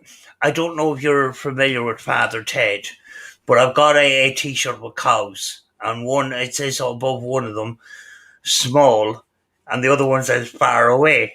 See, one of the priests went to this caravan park for a holiday and that, and do you know the dopey priest, Father Dougal, was looking, why is those cows so small? And they were trying to explain to him, well, they're not small, they're far away. I don't get it, Ted. And then you're going, small, far away. Right. So that's what the T-shirt is about. Yeah. I've got to be honest, Father Ted is the one thing I've never watched. I love Mrs. Brown, but I've never watched Father Ted. Yeah, it's pretty good. Oh, do you know what? One of your series that I absolutely loved, I wish they had have made more of, was Black Books. That Oh. was good. Black Books. Never heard of it. Never heard of that. I'm sure it's British. You've never heard of Black Books? No. No. Oh my god! Oh my god! I have to send you a link after to this series. It was brilliant. It'll probably turn out it's South African or something, Sam. No, I'm Never. positive it's British. Never heard of it. Has anyone else ever heard of it? Black Books. What's it about? It's about a bookshop, and it's like three friends in this bookshop, but it's kind of like this little skit thing, and it's I can't remember a lot of it now. It's been a few years since I saw it. I would probably have the series on my shelf somewhere. I have the series somewhere on DVD. Never heard of it. Oh, I can't believe you've never heard of it. Joanne's never heard of it either. It ain't looking like it's British, Julie. Oh, I'm sure. Let me look it up. Hang on. I'm sure of it. Didn't he pass away not so long back? The guy who played Father Ted, was it Father Ted or the other one who died? Father Ted is dead a long time, actually. You know, British. Sorry. That's on Mother's here. Hi, Julie.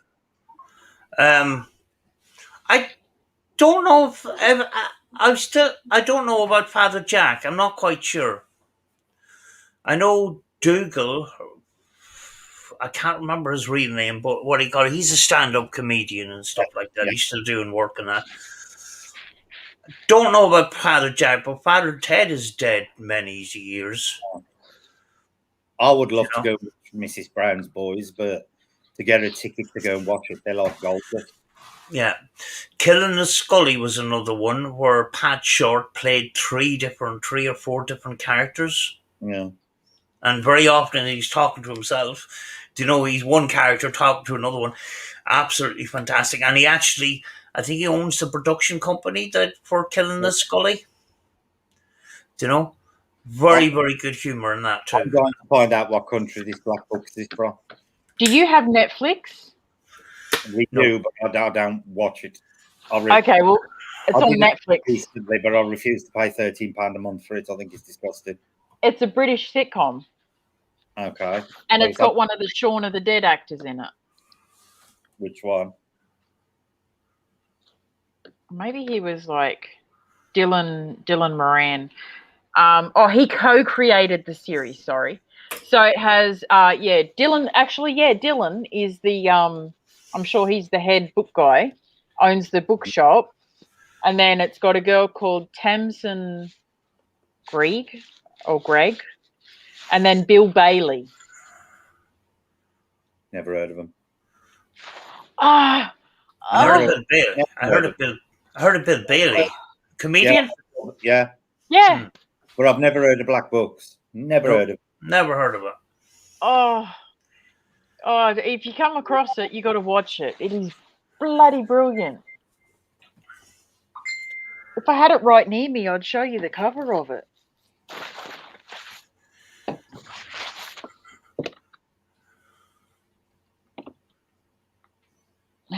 Is that it? No, that's not it. That's Twilight. You don't want Twilight. I'm not that advanced in sharing things on the camera and that. Every time I've tried to do it, it mucked up. So I'm in that learning process myself. That's all right. I'll have to. I'll send you guys a screenshot after. Brilliant series. I don't have. Oh, there it is. Hang on. Well, that's interesting. Did you look it up? No, I was talking to a guy yesterday. He popped up on my cousins who actually went to school with my dad, and he's actually telling me stuff about my dad. That this is it's bad, isn't it, when you have to hear off a stranger about your dad, sort of thing. But he's telling me some stuff about him, quite interesting. Because he told me yesterday he was a really good footballer. No, I've never known that. And he said to me yesterday, he says, "Well, how come blah blah blah?" I said, "Because I don't associate with them anymore." But And oddly enough, he worked in the Rotherham Steelworks. In that, he did the furnace. Yeah, I've never heard of it. Never heard of it. Bill Bailey looks very young on that. It must be old. Yeah. 2000 to 2000 and something. It went for about 6 years or something. Never heard of it. Oh, it's so good. So good.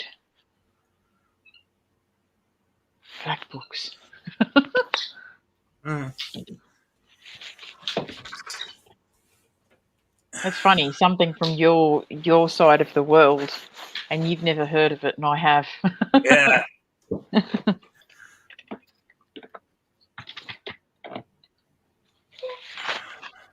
It's good that you're finding out more information, though, right?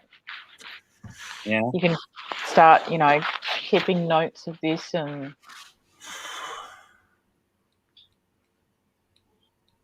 Yeah, Joanne said it's good you're learning new interesting things about family. Yeah, my cousin also sent me a picture of my granddad working in the factory. And my granddad worked until he was 75 in the steel factory. He refused to retire until he was 75, and he passed away when he was 81. Oh, wow. He worked a long time.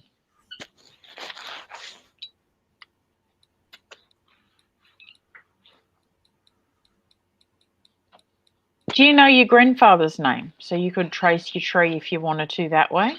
Yeah. Yeah. Yeah. Yeah, I never met my grandmother. My grandmother died 3 months before my eldest sister was born. So she died 3 years before I was born. But I only found out about 10, 15 years ago that my nan was actually his second wife, because his first wife actually died in childbirth, apparently, her and the baby. Oh, wow. My granddad was very devout Catholic, so, it came as a surprise, because obviously he'd have never divorced somebody and married somebody else. But, my nan was his second wife. And his first wife died in childbirth, apparently. That's sad. He'd worked a long time, Joanne. He worked until he was 75. Yeah, he was a hard man. I'll send you the picture Hard after. work. Hang on, I'll send it you. Julie, you'll see him sitting there.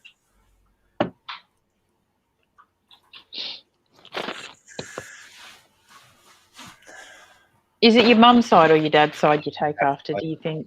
Yeah. I'll look after my mum's side, but this is my dad's dad. But everybody in the family always, because my dad's brother, his younger brother, who my dad was very close to, he had an accident in a factory and he got gangrene in his leg and it turned into bone cancer. And he passed away. And both my nan, my mum's mum, believe it or not, because she was very close to my dad's brother, even though they weren't related. And my mum and people on my dad's side always say that I'm my Uncle George reincarnated, because apparently I'm just like him in attitude, looks, and everything. Wow. He was a bit of a black sheep, like me. Be brilliant to get a photo of him, wouldn't it? Yeah. Yeah. Yeah, I've just sent it you. That's actually my granddad in the factory. He was 75 there. Yeah. Oh. The only memories I have of my grandfather on my father's side was they lived in a house on the street in the town, and I remember him sitting at the front doorstep and people walking past, and he was making a wheelbarrow for me, and we still have that wheelbarrow in our home house, a little toy wheelbarrow made from wood, and even the wheel was made of wood. Yeah. And he painted it white, bright orange, and the wheel was all different colours and that. It was a spectacular piece of woodwork, But it was like in the old days where people sat at the front doorsteps knitting and making things, I was going to say, do you have any Irish blood? Or do you not? You don't really know, do you? I ain't sure. I've got a feeling that somebody mentioned once that possibly my granddad came over from Ireland. Yeah, he's kind of, by the look of it, he's got the Irish nose. I mean, even if you look at my nose, I've kind of got that bump. and you get that kind of drip on the end of your nose, and that's the You mean Irish nose. that one? My grandfather and my dad have that too, the bump and the drip on the end of the nose.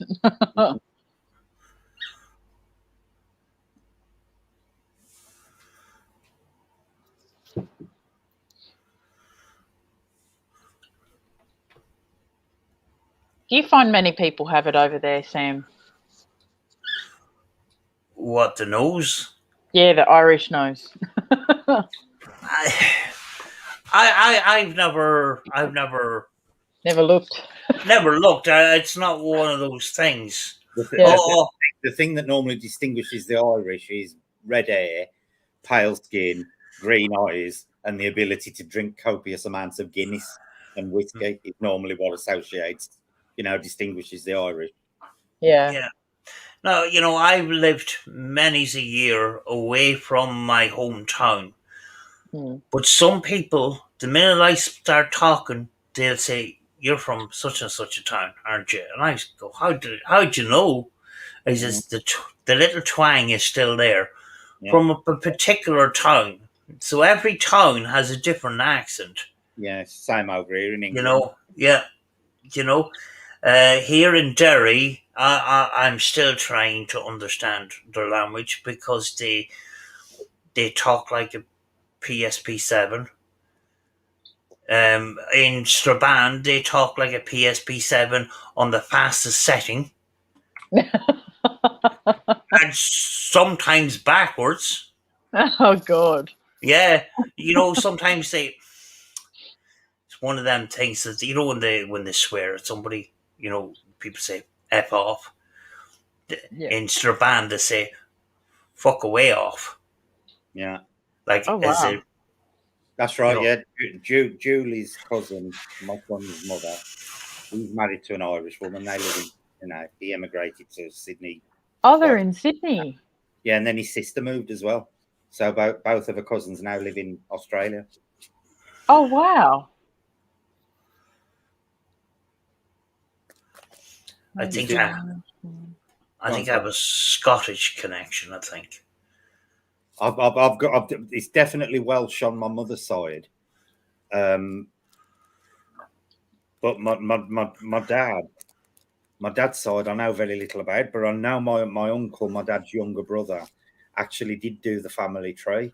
Now, I ain't even sure if my auntie's still alive or not. I'm going to have to get in touch with actually, I might message my cousin when I come off here and ask him if my Auntie Christine's still alive and if she's still got the copy of it, because he actually did the family tree back, and I believe it went right back to the 1700s with it. He really went back with it. And we can see if we're related then. Yeah.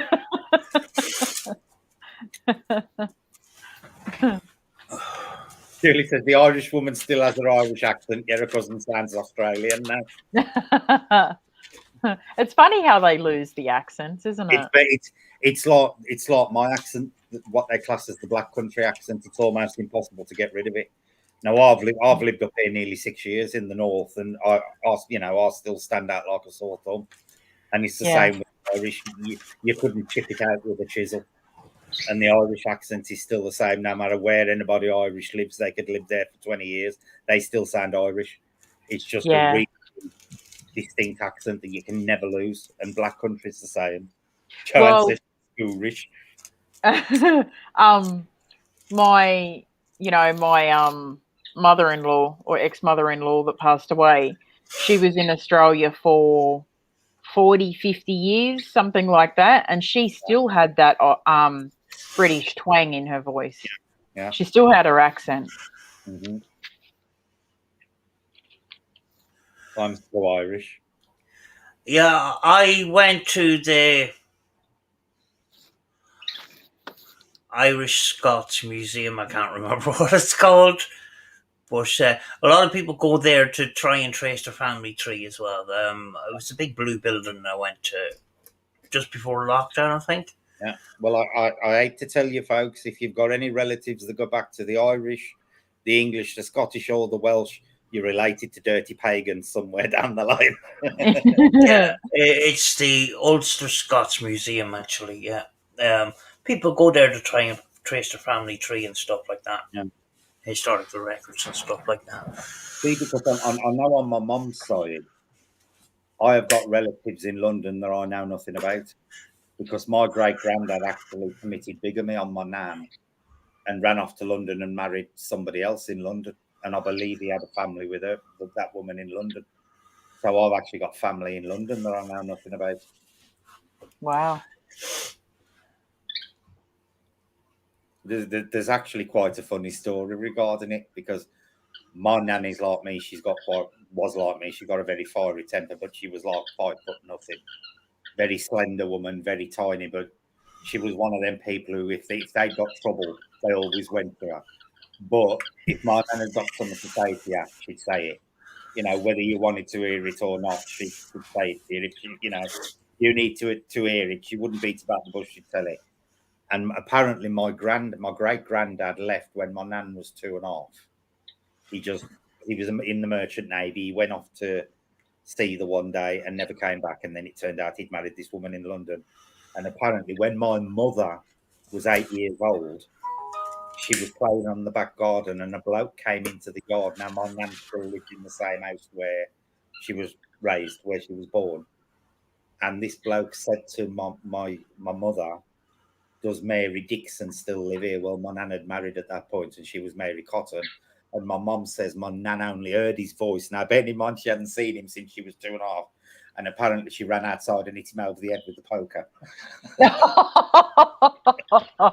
Oh dear. Gee. Yeah. Apparently, she came flying out the kitchen door and clubbed him over the head with the poker and told him to bugger off. And then my mum said she only ever saw him once more about a week later. And we've got a family plot in the churchyard. My nan paid a lot of money to buy the piece of the church land, so we've got a private family grave. And apparently, he was there leaving flowers for my great grandmother. So he'd With never a big bump on his head. on his head. He'd obviously never forgot her, because he did actually get to the grave. He found out where she was buried, and he took flowers. Apparently, but apparently, my mother said my grandmother only heard his voice, and now bearing in mind she hadn't seen him since she was 2.5. And my mum says my nan flew out the kitchen door, didn't even say a word to him, and just clubbed him over the head with a poker, and then told him to bugger off. Oh gosh. Gee. Just want to remind people that the links to Julie's and Brett's channel is in the description. I'm on the app. I can't actually share it up on screen, That's but if all right. anybody can, if any of the mods are there that can, please feel free to do so. Because we do have great conversations on all the channels. Yeah, Joanne we do. said she has an uncle who lived with her grand since before she was born. And after he passed away many years ago, I found out he wasn't my uncle at all. He was my grand's second husband, pal, and he had no home in Scotland, and my grand let him live in their house as a lodger. I'll tell you, Joanne, families are weird things. They are weird things. And I always say to people, when people say blood is thicker than water, I don't agree with it. I always say your family's who you make your family. Your family's who you care about, not who you're related to, as far as I'm concerned. Yeah. I really do. They're very funny things, families. I say, you can pick your friends, but you can't choose your family, and that's very true. Very true. God, yes.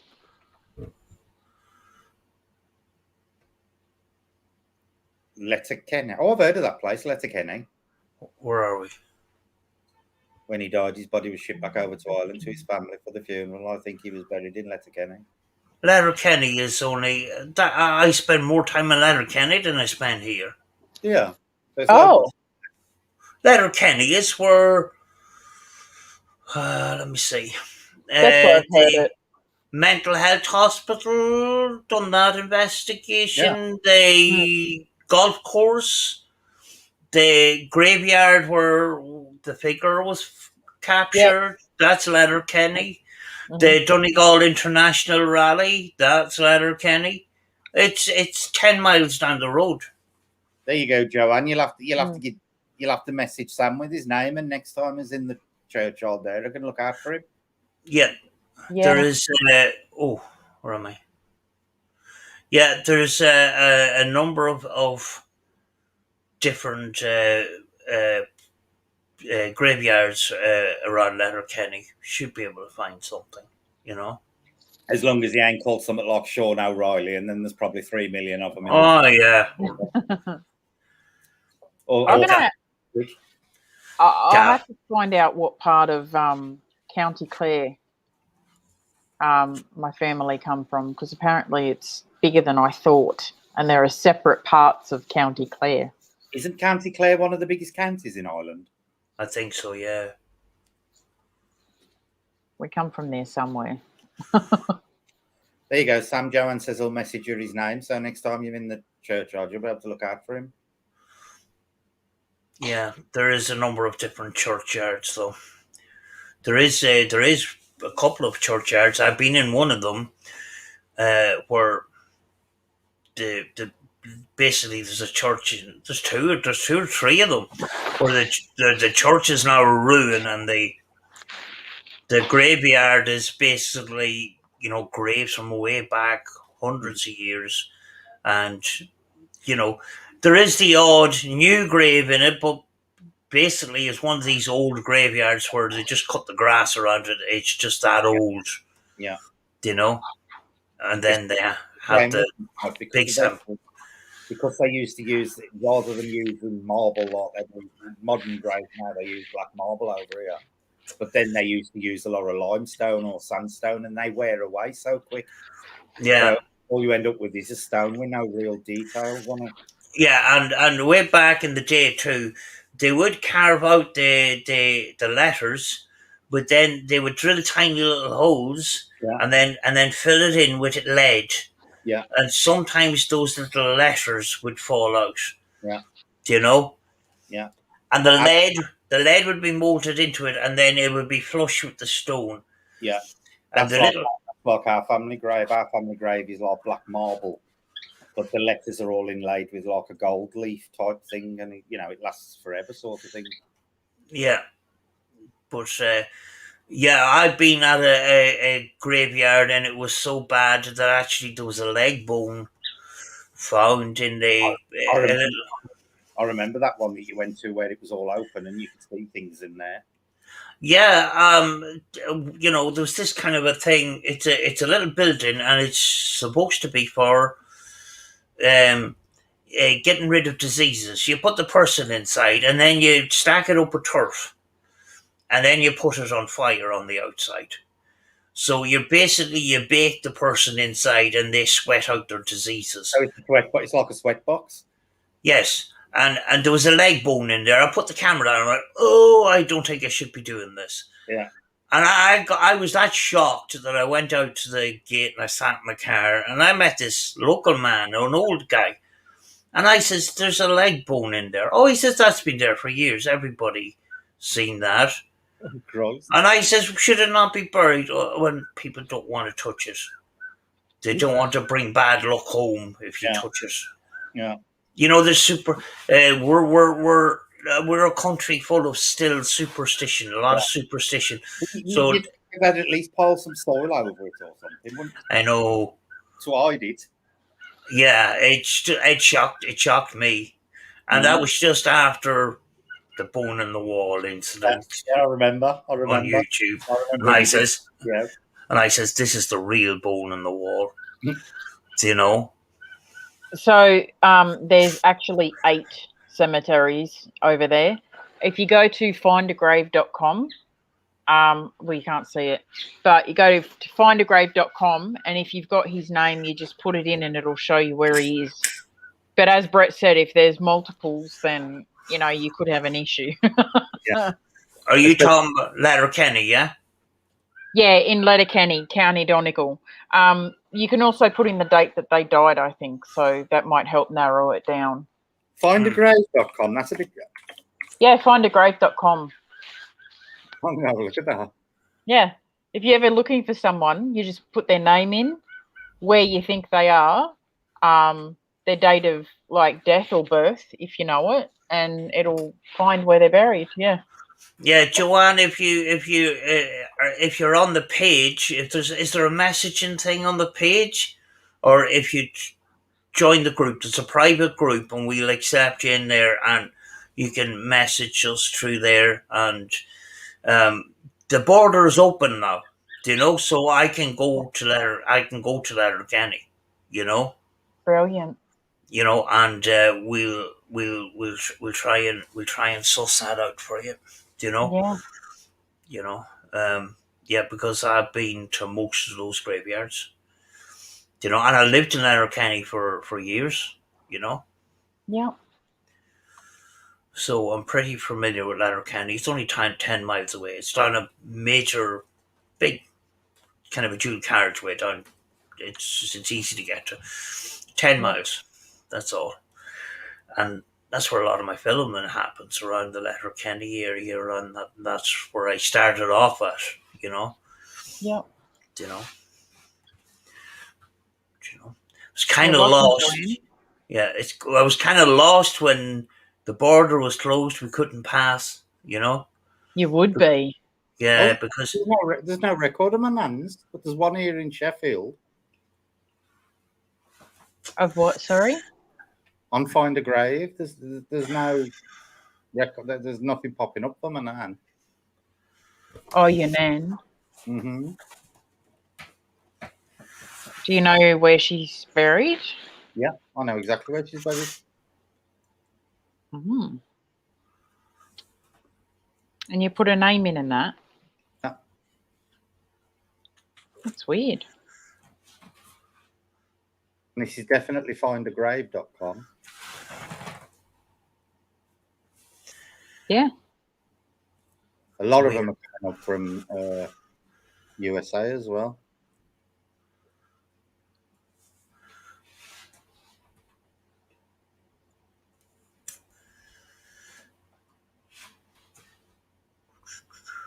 Yeah, quite often if I'm going out somewhere and I'm trying to find a particular grave, or if it's, someone that's supposed to roam a cemetery or something, I'll look it up so I know kind of where to find them. Yeah, there is a cemetery, I think it might be in Letterkenny, where the story goes that this old lady on Christmas morning is seen wandering the graves in the graveyard and crying at each grave. And she's only seen on Christmas Day. Along with the other story of it's on the same video as the schoolmaster's house, which I never got into. The people that lived in it was from Canada, and they left in 1997. Nobody's lived in the house since. They got out of that house because they were sick of the school teacher and his wife scaring the life out of them, basically. Wow. Okay. Not in a bad way, but there was a couple of occasions where they were trapped upstairs because the energy downstairs was so bad, they explained.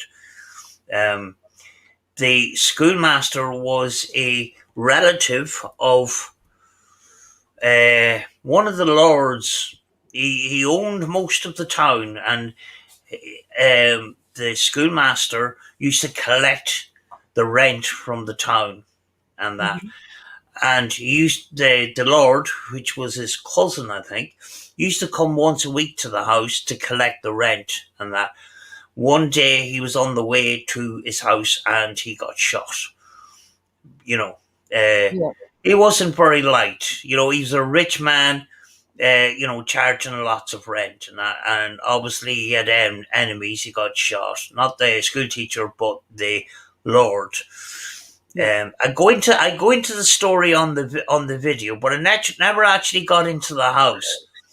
Someday I'll go through the video that I had found, if I can find it again. It's quite extraordinary. It's a lovely big house, but it's abandoned now. It's belonged to the Presbyterian Church, I believe, but it's boarded up and locked up. And way back in the day, it would have been a grand house. a much bigger house than a house for a schoolmaster.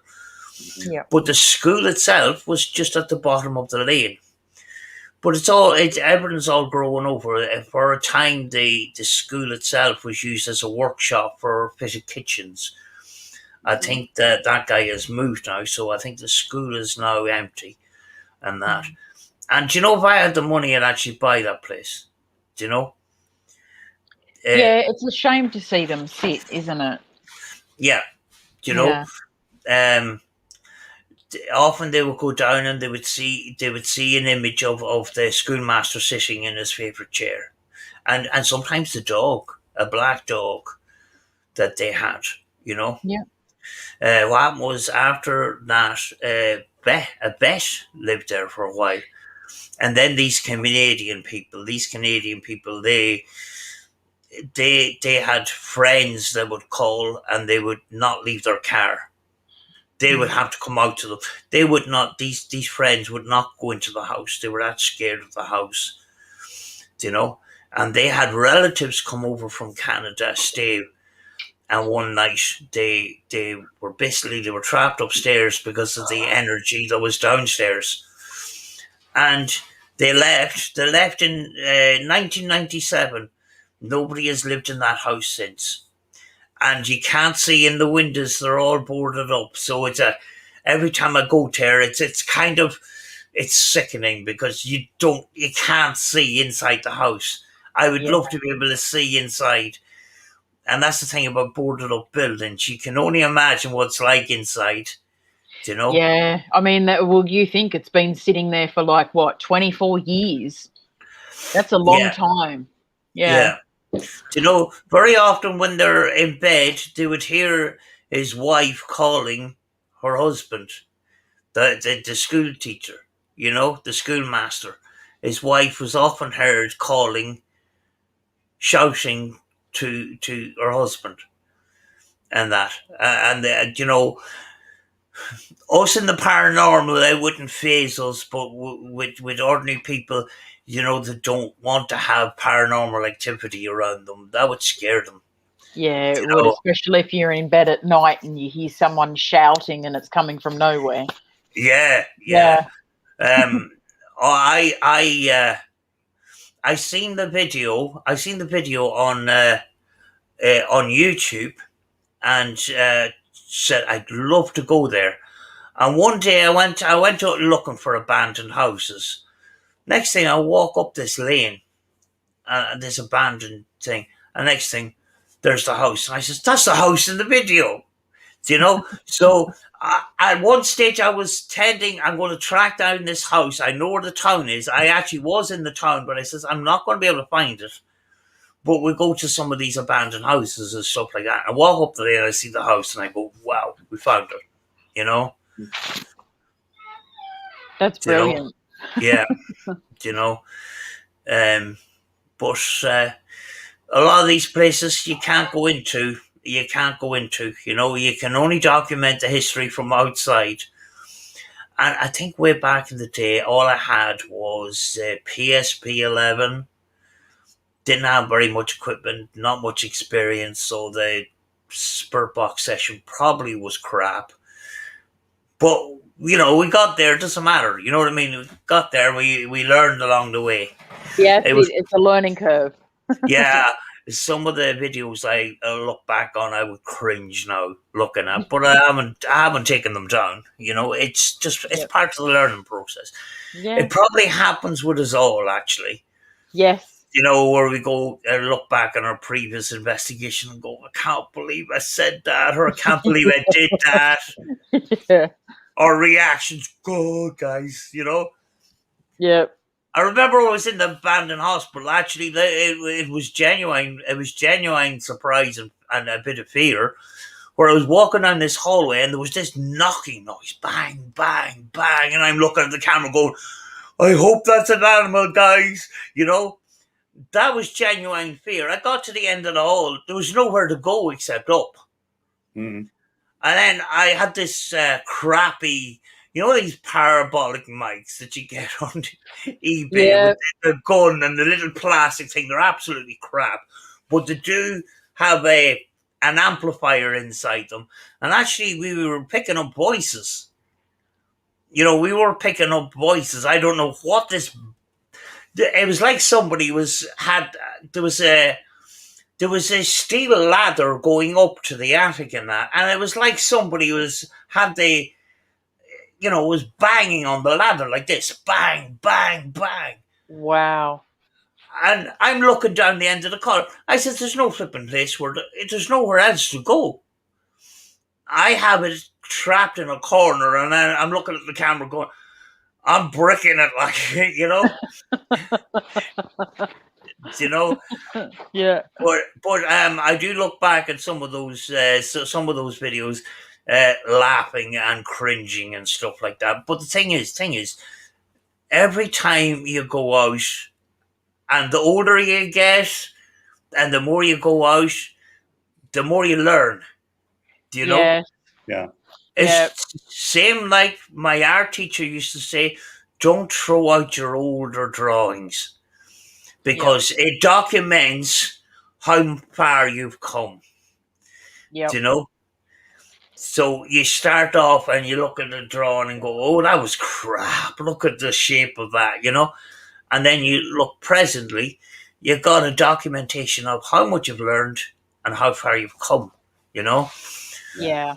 I don't necessarily look back at my older investigations, but, I've seen bits and pieces of them, and not necessarily the attitude.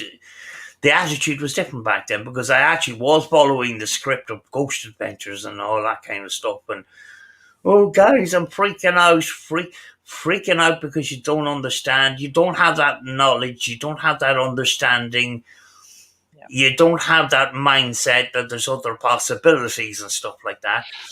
Yeah. And you're gonna make mistakes. Yeah. Don't be embarrassed by them. It's all part of the learning. I still remember to this day, my very first night video that I ever did was at the Riverside Cemetery in Canberra, and it was freaky, this thing. It was down on the river. And I went there at night, and I'm walking around, and I'm already on edge because I hated the dark growing up. And I was there for maybe 15, 20 minutes, and I started hearing all these noises, and I freaked out. And I don't remember, I don't know if it was that first night that I went there or the next time when I went there, but I realized after looking further into it that there was actually someone that was homeless and living in a car down the other end of the cemetery, and that's the noises I was hearing. Oh. I was thinking it was something paranormal, but it was someone, down the other end of the cemetery. And that was scary in itself too, because you don't know, what their mindset is like. I mean, they're in a bad situation themselves. But yeah, that was scary, Yeah. I remember, do you know the red brick hospital that I done a couple of explores in? Mm-hmm. And there was other abandoned areas around it. There's a swimming pool. There's a hall, a kind of a sports hall. I got into the sports hall, but there was one particular building I couldn't get into. But one day I was driving up with the intention of going back into the red brick building, and I see one of the windows, the board is missing off it. The big problem is, it's a big group of teenagers up on the roof. How am I going to get into that building without being seen? And I don't know how I done it, but I managed to get into the building without being seen. I done my explore, and you could see I was rushing through this. You can hear the teenagers running up and down the roof, and you can hear them smashing windows in other places and stuff like that. What a stupid thing to do, but I needed. I had to see what was in there, because that was possibly my only chance. Yeah. But there was a gang of about between 10 and 15 teenagers around the building and on the roof, running up and down. And I had a bright yellow t-shirt, and they didn't see me going in. God. They seen me leaving, but by the time they saw me, I was about 200 feet away. So, but for some, how they didn't see me coming in, I don't know, because they were running along the roof when I was going in the window. Do you know? Yep. But these hospital properties, what happened is, in the mental health service, it came to a stage where, instead of institutionalizing everybody, some of them, were good enough to be put back into society. So a lot of these facilities had to close down. There was no use for them. Yeah. And even the equipment is left in there, and it's just sealed up. It's just sealed up with the stuff still in it. Beds, wheelchairs, all sorts. This is why I've always been wary about going into abandoned buildings, especially in this day and age, and especially if you're doing it at night, because you just don't know who's going to be in there. Yeah. You could go in there and disturb somebody homeless. You could go in there and find some frigging crack den or something, and or somebody illegally growing drugs in the building. You don't know what sort of situations you're gonna encounter on these urban explores, especially or especially if you're doing like abandoned buildings for paranormal purposes. People tend to go in them at night. You don't know who's going to be in there or what they've got on them in terms of weapons. You just don't know. When it comes to drugs and alcohol, you're going to come across these people, and some of them may not be, may be in an aggressive state. Yeah. And as well as that, you need to have some sort of a basic first aid kit, because there is sharps in some of these buildings. What we call sharps, like needles and stuff like that. You can get cut in glass, stuff like that. But the biggest fear of all of the exploring in that is running into actual people. Because 9 times out of 10, if it's in the middle of the night and they're in there, it's not to make YouTube videos. Very often it's up to doing no good. Yeah. It's a risk.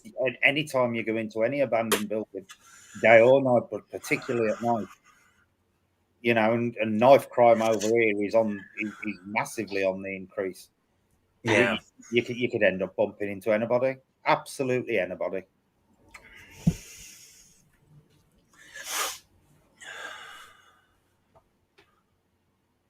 Far and out, I just said the same thing. Living can be more dangerous than the dead. Damn right they can. Oh yeah. Bloody oath. Damn right they can. No doubt about it. Yeah. And there is this aspect, and it's especially happening in the UK now, where paranormal investigators are getting a bit of a hard rap over locations and stuff like that, and the trespassing laws. It is a civil matter. Actually, in Ireland is a completely different thing, and I didn't know that, and I nearly landed myself into bother. But when it comes to places, people generally with cameras aren't going to go and mess it up, but they can put that location in a very vulnerable position. Like it's happened with us. It's happened with another team in town. The other team in town actually went to that red brick hospital and actually filmed themselves climbing in the window. So that means people knew how to get in. Immediately after that filming was done, that hospital was set on fire. 2 people were actually caught in that situation. I don't know if they were charged, but the hospital is no more. The films that I've done will never happen again, because half of it has been burnt down. And this has happened a lot. Even recently, we have a series over here called the Derry Girls. Now, the original school where these girls were at school, I have done I think it's one. I think I've done one Explorer. It wasn't a paranormal investigation, but we picked up paranormal activity in it. But that school has been put on fire so many flipping times. In fact, any abandoned place that I've gone to, at some stage, somebody has tried to put on fire. Yeah. Do you know? Yeah. And it's not our fault, but the thing is, sometimes we put locations out there, and that's why sometimes we have to be careful of what we call our videos or what we. It's a shame that we have to keep the locations quiet, but sometimes we have to protect them. So we have to hold back on some history. Yeah. We can't be accurate on the history because we'll give away the location, and you'll have these gurriers that we call over in Ireland, these people up to no good that'll come in and try and smash the place. I was in this city at an abandoned shop where the shop had burnt down, and I had a group of young fellas pass me on the way in to film, and they passed in front of me. They went upstairs and they started smashing windows. And I'm there with a camera. They didn't care. I was downstairs filming around. I hear the glass smashing. They've already passed me. On the way in, how you doing? How's it going? And they went in. And next thing, they went upstairs. And next thing, smashing on all the rest of it. I had to walk out of that building. A shop owner heard the commotion. I told him what was going on. And he says, you stay here. I'm going to go and deal with this. Next thing, the arms comes out. Hey, get the fuck out of here. And then he went to me. He says, you can go in now. Oh, God. Because he knew I wasn't up to any good. Yeah. I wasn't up to anything bad. Yeah. But these people, they didn't even care that I had a camera in my hand. Well, we had that team that over here. Was it earlier this year or late last year, Sam? Now they went in on a paranormal investigation, and they basically filmed themselves smashing the place up during a paranormal investigation. Believe it or not, did they not? Yeah. Sam? Yeah, basically, yeah. See, if you Google top 10 most haunted locations in Australia, one of the ones that's near the very top of our list is a place called St. John's Orphanage in Goulburn. And that's in between where I am and Sydney. It's halfway in between. Now, St. John's Orphanage was known to be one of the most active places for us besides the quarantine station. Now, way back in the day, we're going back maybe 20 years now, after it had been investigated many times by different people, never had any issues, some young kids from, the local town decided to set it alight and burnt half of it. So they got the fires put out for another couple of years. Teams went back in and did investigations, even though it was haphazard, until the teens decided to finish it off and lit it up again. And the last time they burnt it, it's more or less just a shell now. And they've had to fence it off and everything because it's unsafe, and they just ruin it for everyone. Yeah. I mean, we have a hand in it as well, I suppose, by going into places that, don't have tours or anything else and putting the names out there. Yeah. But these kids, they're just so irresponsible and just, they just ruin it. Every so often you'll come across that gem, and that one gem one time was a cottage on the way to another location. It wasn't meant to be an explorer. Yeah. And I go in there, and there's little ornaments on little white dowlies or whatever you call them, sitting on the top of the TV. The coat is hanging up in the hallway, and somebody had put a shoes lying on the bed and a pair of boots, and it looked like it was for a photograph.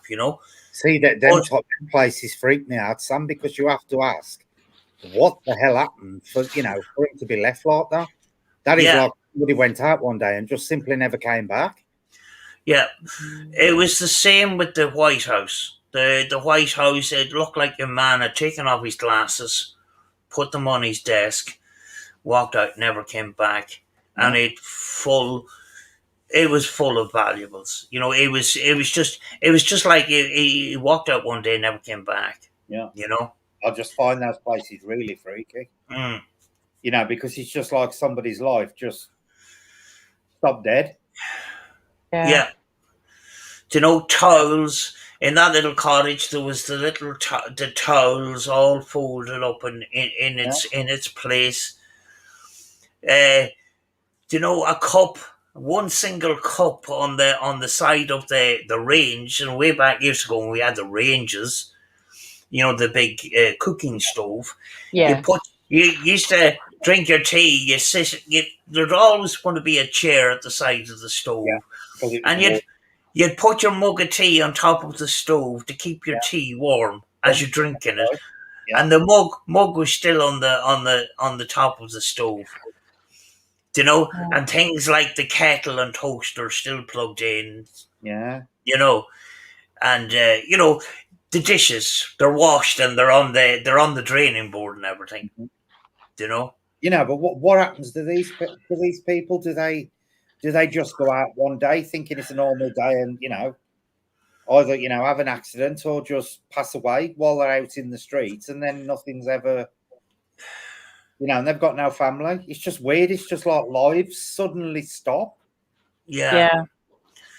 It was especially came to mind when it came to that big massive house, which it turned out the architect was from Derry, Londonderry, and he was the architect for Glebe House, which is painted red. It's a video I done ages ago. It's a big park. And that was a big house. That was a big, grand house. He was the designer to this Irish White House. Mhm. And that was just left. And it was kind of strange, too, that it looked like a Masonic symbol on the knocker of the door. Or Freemasons or something. It was it was a key weird symbol on the knocker of the door. But it seemed to be came from a person that was well travelled, because there was souvenirs from all over the world, from the Far East and stuff like that. You had these maps up, and a beautiful piano and teddy bears and all these souvenirs from all over the world, and that's that person's life. Yeah. That's the history of that person's life, and it's the house inside was starting to crumble.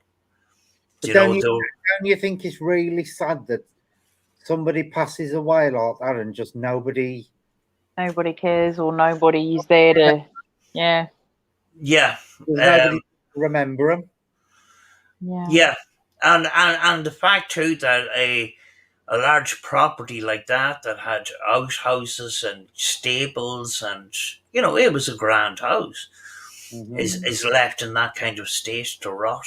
The one of the possibilities is there may be a dispute in the family on who inherits the house, and that often happens. And by the time the dispute is sorted out, the house is rotted to ruin. Yeah. There's nothing much to inherit after the dispute is sorted out. See, that's sad, because I find so much value in small things like photos. Photos are things that especially from the old day, they're your memories. Yeah. And to have them just sit in a drawer or something and just waste away, it's so sad. Yeah. When you think about it, they were somebody's baby at some point. Yeah. Who somebody loved and cared for, and to end up like that, just totally forgotten. Nobody at all remembers them. They obviously got no friends or nothing. No, there's nobody there to remember them. Yeah. Yeah. And it really comes to a head when you see graves in a field and it's overgrown with briars, and you can barely see the graves. You can see the graves coming out of the bush where it's just been abandoned for years. Nobody cares. You know? And we've all come across similar sort of stories, where possibly the families have all died away and there's nobody left to look after the grave or, leave flowers. And, I seen this graveyard in a farmer's field, and bushes and, briars growing through the graves. And all you can see is the tops of the graves sticking out.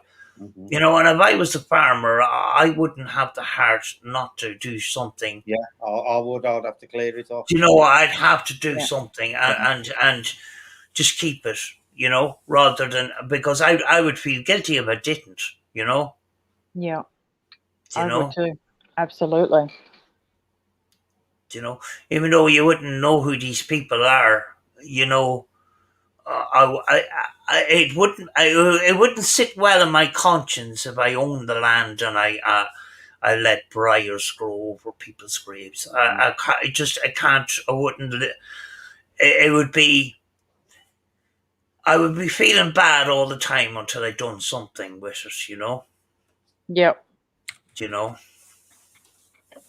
It's like going to bed and leaving dirty dishes in the sink, and then you're laying in bed for an hour and you're like, oh, do you get up out of bed and just do the dishes and then you can sleep? No. I'm like that.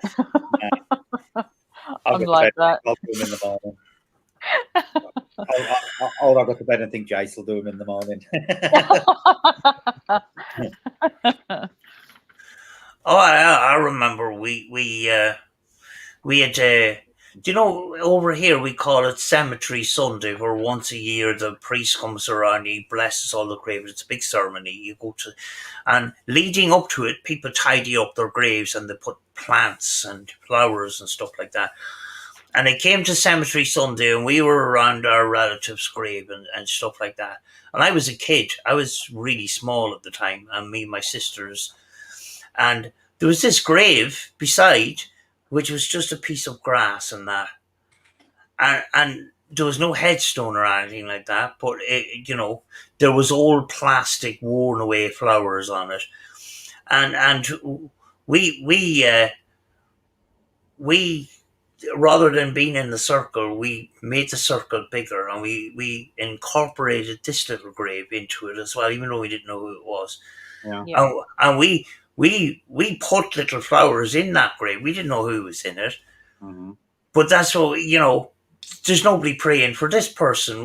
Why don't we pray for this person too? Mm-hmm. And that was our attitude when we were kids, Yeah. Yeah. We'd feel bad. No, we're praying around our relative's grave, and then there's this grave, nobody's around it. And it's kind of sad, and that was my kid's mind. Yeah. There's nobody, but that's the old-fashioned Irish way, Mm-hmm. And my mum used to do it because like I say, we've got the family grave. She used to go like once a week up to the grave and clean it, because obviously my brothers and sisters were buried there. My nan and granddad are buried there, and two of her own brothers are buried there, all in the one plot. So she always used to clean the grave next to it as well, because nobody ever used to come and do it. So my mum used to do that. She used to put flowers in it and stuff. Yeah, and myself and my friend, we had this conversation about the attitude a long time ago with old people. They were very thoughtful of everybody, and when we done that video, the video in the Ulster American Folk Park, and where you seen the big piece of furniture and the man explaining about the furniture, and me looking up the chimney, off camera, that man got into a panic because it started to rain, and the mobility scooter was outside, and he was in a panic looking for something, a plastic bag, to put on my seat so my ass wouldn't get wet. Oh, Do you know? yeah. Do we think of these things now No. when we think about other people? I do, but I'll just sit there and think, oh, yeah, the seat's getting wet. I'm going to have a laugh in a minute when it sits on it and gets the wet off and goes off. Oh, Better be yeah. sitting there with the camera. I want to picture when she sits on it and suddenly realizes she's got a wet ass. No, this guy, he was in a panic. He was looking in the presses, looking for plastic to put on the seat so I wouldn't get wet. Do you know? Oh, yeah. Do you know? And that's the way the old people were. Do you That's the know? way it should be. Yeah. You know? Yeah. Do you know? A simple rural attitude. You know. Yep. Do you know? Way back in the day, and actually, it was in my lifetime. When you got up in the morning, you opened your door. And I lived in the country, and my first rented house was an old cottage. And when you woke up and went through the flooring. yes, when you woke up in the morning, what you done was you lit the fire, you lit the turf fire, and you opened the door. Yeah. And that opening the door was a sign of welcome. But everybody done it way back in the day. You wouldn't do it now. Yeah, my nan was like that, Sam. I could always remember the first thing she used to do was get up.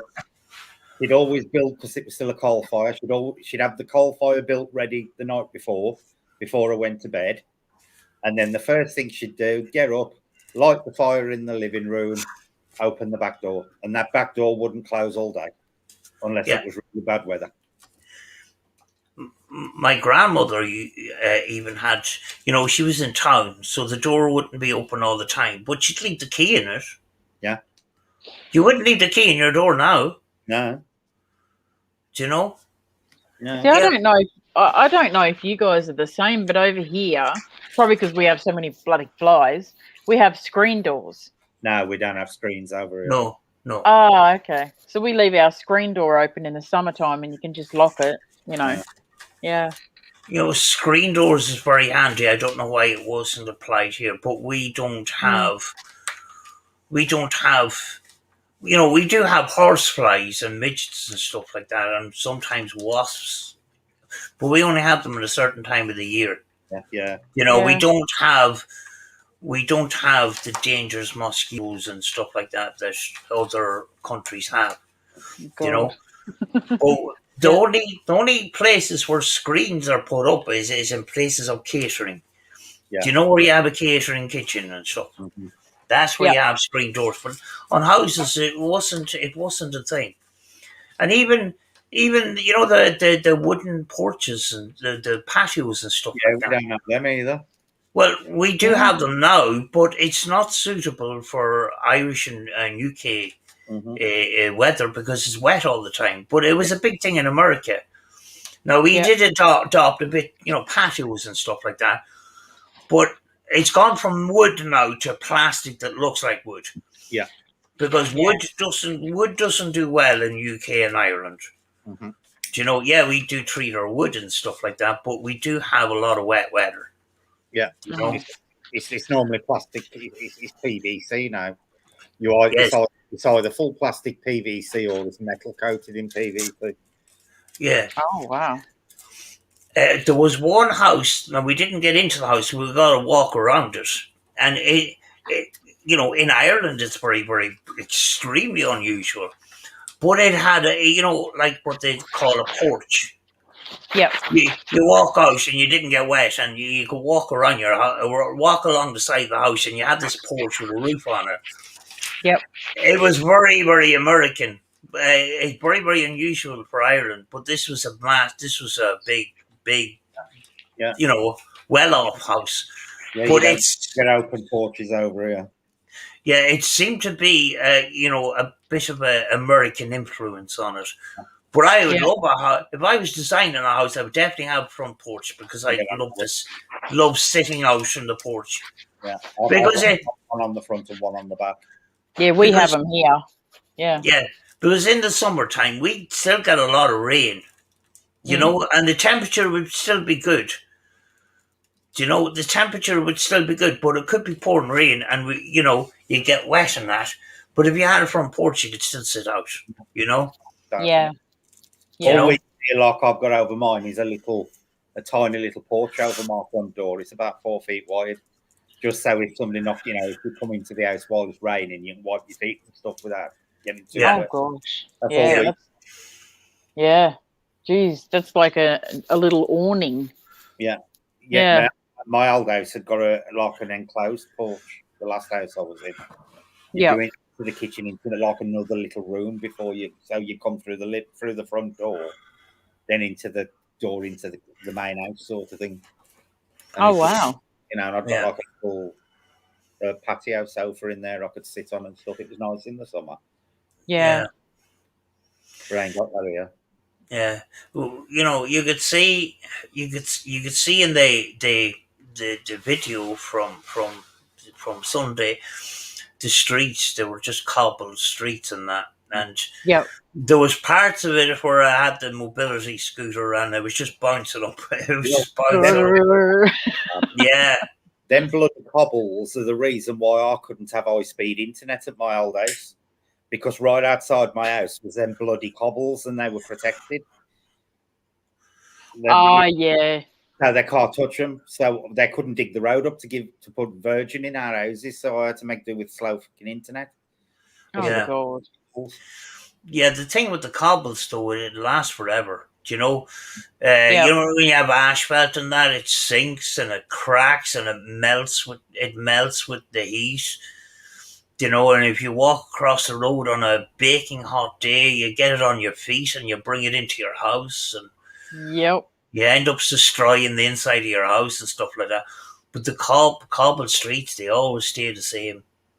You might have a bit of wear up the stone, but a lot of these stone is granite and stuff. It just doesn't wear away very well. Yeah, Yeah. a lot of Americans in their mall that they have these big porches with a swing on them, don't they? Yeah. They sit out on. Yeah. I'd love to live somewhere like that where you could just go out on a night and just fall asleep on your swing seat overnight and you'd still be warm the next morning.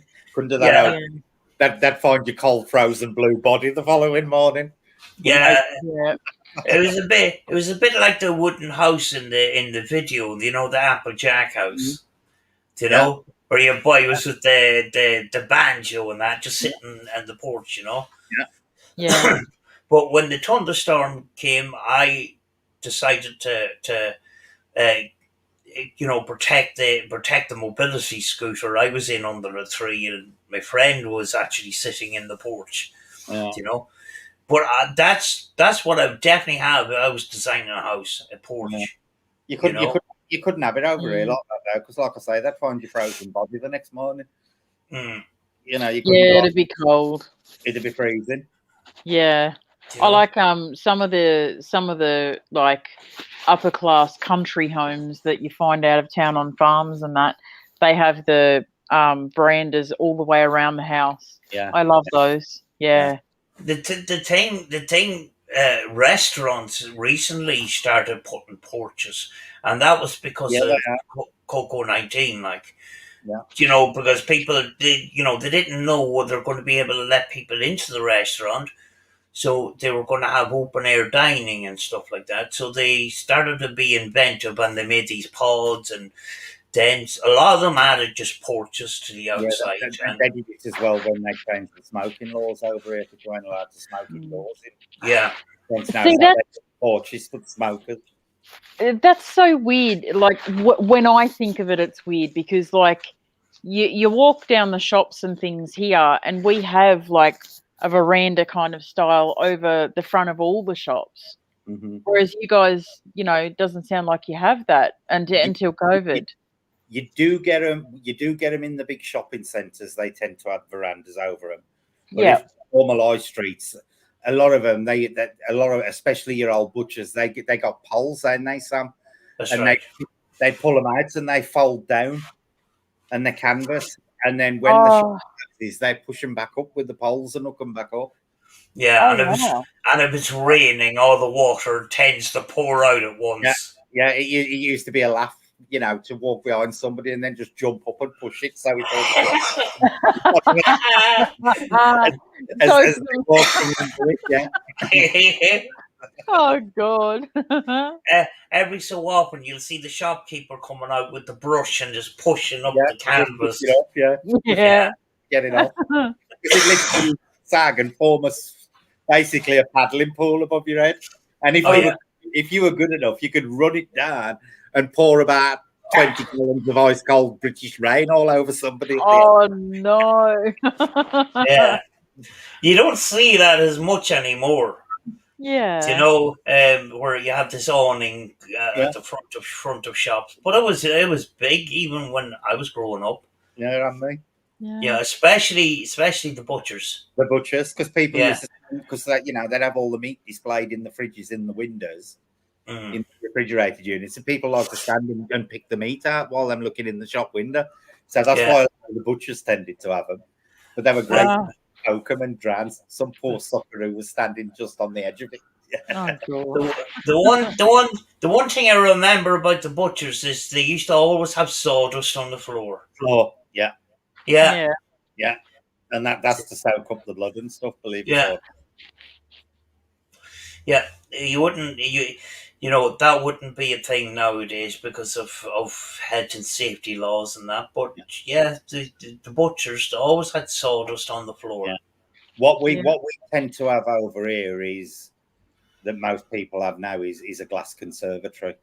They basically glue a greenhouse onto the side of the house, and then it's built. You can go into it, and it's all tiled and fully heated, and they normally have electric blinds on them, so you can Yeah, pull them over for the sun and everything. They're quite posh. If you live in a posh house, you have a big, massive conservatory on the back. Like on Harry Potter. Yeah. it was basically it's a cheap extension to your house. Yeah, Except for Yeah. instead of being brick basically, or it's a glass extension. yeah, Yeah. you know, um, the little house that we're going to be renting for Christmas is a tiny little Irish house, but it's just made bigger by this glass porch, and that Yeah. turned into the sitting room because way back in the day, the kitchen and the sitting room were the one. Yeah. Say one of the same, Yeah. Yeah. You done your cooking and you're reading a paper or whatever. You wouldn't necessarily way back in the day have television. You'd sit and watch the radio sitting beside the range and stuff like that. It was the communal room. So having this greenhouse or this conservatory, they were able to make a sitting room, a separate sitting room. Yeah. That's what a lot of people do now. They have Yeah. a sitting room. And I do like a lot of glass. You have your posh cane furniture in it, and you stand and make it all tropical with a few potted palms and Little stuff. plants and things. Yeah. That's exactly what it's got actually is Yeah. cane furniture, yeah. Bamboo cane. Bamboo furniture with all the padding, and then your posh palms and stuff in the corner. Yeah, exactly. You know. We Welcome have back, Evelyn. hello Evelyn.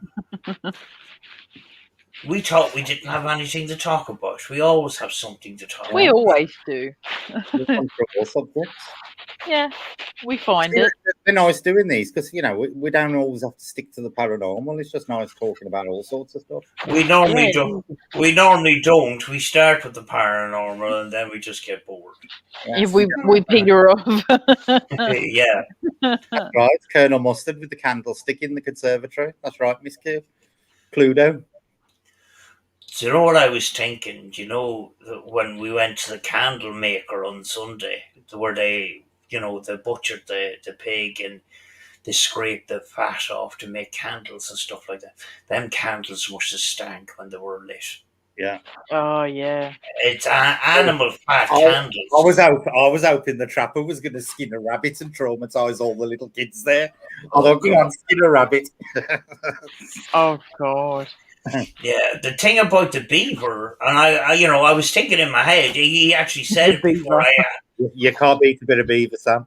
Yeah, the thing that was going through my head, if beavers spend most of the time in water, surely this would be some sort of waterproofing. In fact, he actually came up with it before I even asked him that, beaver skin, has got waterproofing to it. So, a lot of people, they back in the day, the fur coats, they wouldn't want to That's get why them women wet. don't have to shake. It just runs off. Yeah. Mm.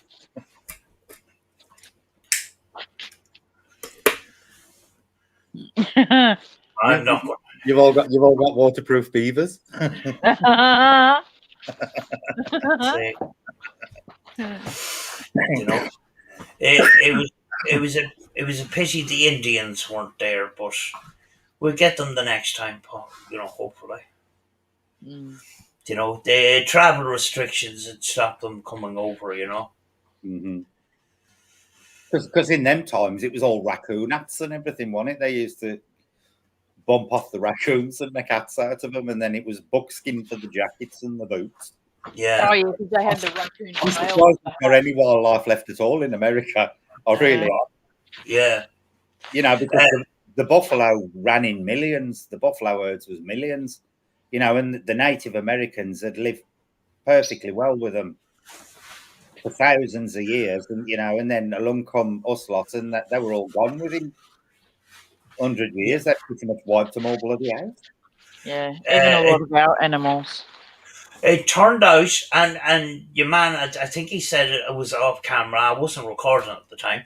They found out later that when the beaver population went down because of the fur trapping and that there was more floods because of the actual the dams that the beavers were making was actually benefiting the people Yeah. and stopping floods, and they got more floods when the beaver started to become endangered. So they actually made, by using beaver skin, they actually created a number of different problems. And that one of those problems was flooding. You know.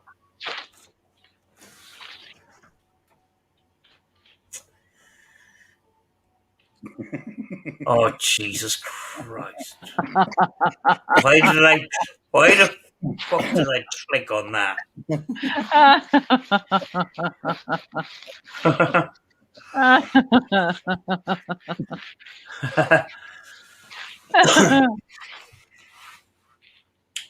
you know, it's amazing that these buildings, taken apart and then put back together and that.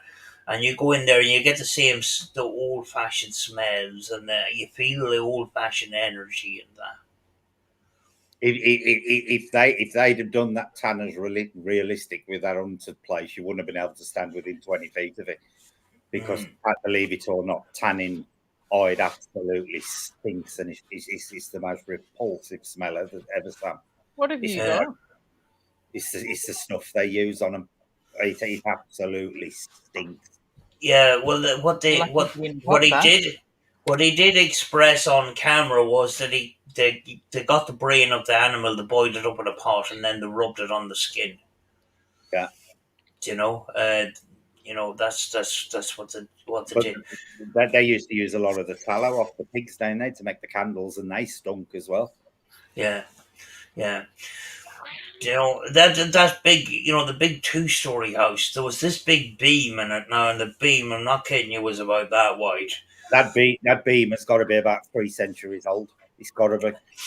And it went the whole width of the house. It went the whole width right across, and it was a low beam, but it was about that wide. Do you know it would cost them thousands to replace that? A friend of mine over here has just bought a cottage, and it's turned out all the woodwork rotten in it, all the beams. She's got to have, I think there's 8 beams in the house altogether. They've already quoted a 4,500 just for the 2 of them, because they're the proper solid oak beams, and they've got to take them out and replace them with different ones, and they've already quoted a 4.5 grand just for the 2 of them. Wow. Cottage is going to cost her a fortune to renovate. All the woodwork's just totally gone. It's all dry. Yeah. In this particular house, that one single beam in the middle of the house is basically the backbone of the house. Yeah. It kept the house from going in that way. Yeah. Keeps everything up. Keeps the Yeah. floors up and keeps the walls apart.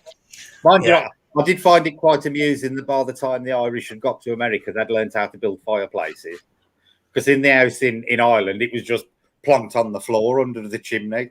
By the time you got to America, they'd built a nice fire grate. I know. I thought, oh, look, the Irish learned how to build fireplaces by the time they got to America. The fire in that big house was absolutely humongous. Well, it would be because there's nothing surrounding it. You'd just be getting all the heat. Yeah. But, a lot of the time, a lot of the heat would be just going out the chimney. Yeah. And the problem with it is every time you got a draft down the chimney, to just blow the smoke into the room. Yeah, that's off. Well, I actually filmed them rushing to open the back door because what happened was a draft had come down the chimney and all the houses you went into, on the Irish side where they were burning turf, you could just smell turf everywhere. So it must have went through people's clothes and everything. But I think I love the smell of peat, burning peat. Oh yeah, I think it's got a beautiful smell to it. Yeah, when you got over to the American side, it turned from peat to wood. Yeah, Charlotte. But a lot of them, a lot of the houses too, they were built out of these big logs. They were massive, and they were logged on top of each other, and in between, then they plastered in the gaps and stuff like that. I've often wondered how they do that. Do they hollow out the log underneath and then just stick the other one on it and then put some kind of clay in the gap? Because surely they could put two logs flat on top of one another because they just roll off. They've got to put some kind of groove in the log underneath it. No, it's in the corners, right? What they do is they cut out a curve like this, right, on each corner, so half and half one another. Yes, so the corners are the staple part of it, and they just slot on top of each other. So in each corner would have out of the log would you would cut a curve halfway. So each half would make a hole, so they would slot together that way. And then they fill the gap in the clay, didn't they? Yeah, there may have been some dowels in between. It probably depends on the length. Yeah, Mm. I'd love to live in a log cabin. I'd love it. See, yeah. I saw a young fellow. Smell of wood. I saw a young fellow. The videos are on YouTube, and he lives in a part of Is he the one in Sweden or Norway or something? I'm not sure, but he built a log cabin himself. Yeah, I've watched it. He'd take the chunks out of the end and a little bit out of the log in the middle and put it on, but he'd put like moss in between the logs. Yeah. Was it that one? Yeah. Yeah. That was brilliant. Because the moss grows and becomes a natural insulator. Then it fills the gaps in naturally. Yeah. They used to plaster like clay type stuff in the main big gap to keep it all. Well, a lot of them don't even do that because I know somebody said I can't remember who said it yesterday. Said they lived in. It was on your Sam that their aunt or something lived in a log cabin when she was a kid, and she remembers waking up and looking through the gaps in the cabin to see the snow outside. That's right. Yeah. Oh. So that's how they used to live. Could you imagine them over here now with a little gap in the wall? They'll all be crying those days. Oh, God, you'd wake up frozen with icicles on your nose. Yeah. Mind you, it explains why they were all dead by about 35, but there you go. Yeah, big time, yeah. And there was a big change from Ireland to America where they changed from thatch to shingle. Yeah. Which is basically wood slates, Yeah. Yeah. But it was amazing too that there was a whole front of a bank from George's Street in Belfast put inside this building. Mhm. And even when you went in there, there was a strange kind of energy from long time ago. I can't, it's very hard to explain, but everywhere you went, maybe in your brain, you're associating that with old fashioned energy when you get these old smells of old paper and old wood. Jackie says it was around. Lived on Mount Massenden. I think that's how you pronounce it, or Mackenden. Massenden Uh, or Mackenden. Or Manston. I don't know. yeah. We've been going for 3 hours. Do you think we should call it? Yeah. Yeah. Yeah. We'll be going 3 hours. We did good. Jeez. Yeah. Yeah, as well. you know. Want to thank everybody for joining us. Want to thank Julie and Brett for joining me again this week. You're welcome. We had a great unplanned chat today, and we talked about loads and loads of different things. That's what coffee mornings are for. A bit of a natter, Yeah. We don't need to be scientific and the Yeah. whole way through. And I ain't even thought of a topic for tomorrow yet. yeah, and want to thank everybody that's been in the chat. It makes the conversation, and it's very, very important because we do take pointers from the chat, and it generates other conversations, and that's what I find great about this. Yeah, me too. So thank you very much to everybody for letting us waste your time again this week. It was an absolute pleasure, and we will see you next week. Will We do. will. Bye bye. Bye all. Bye, everyone. Massive thanks. Right. Thank you for having us With your beaver. with the beaver. Mm. Leave it to beaver.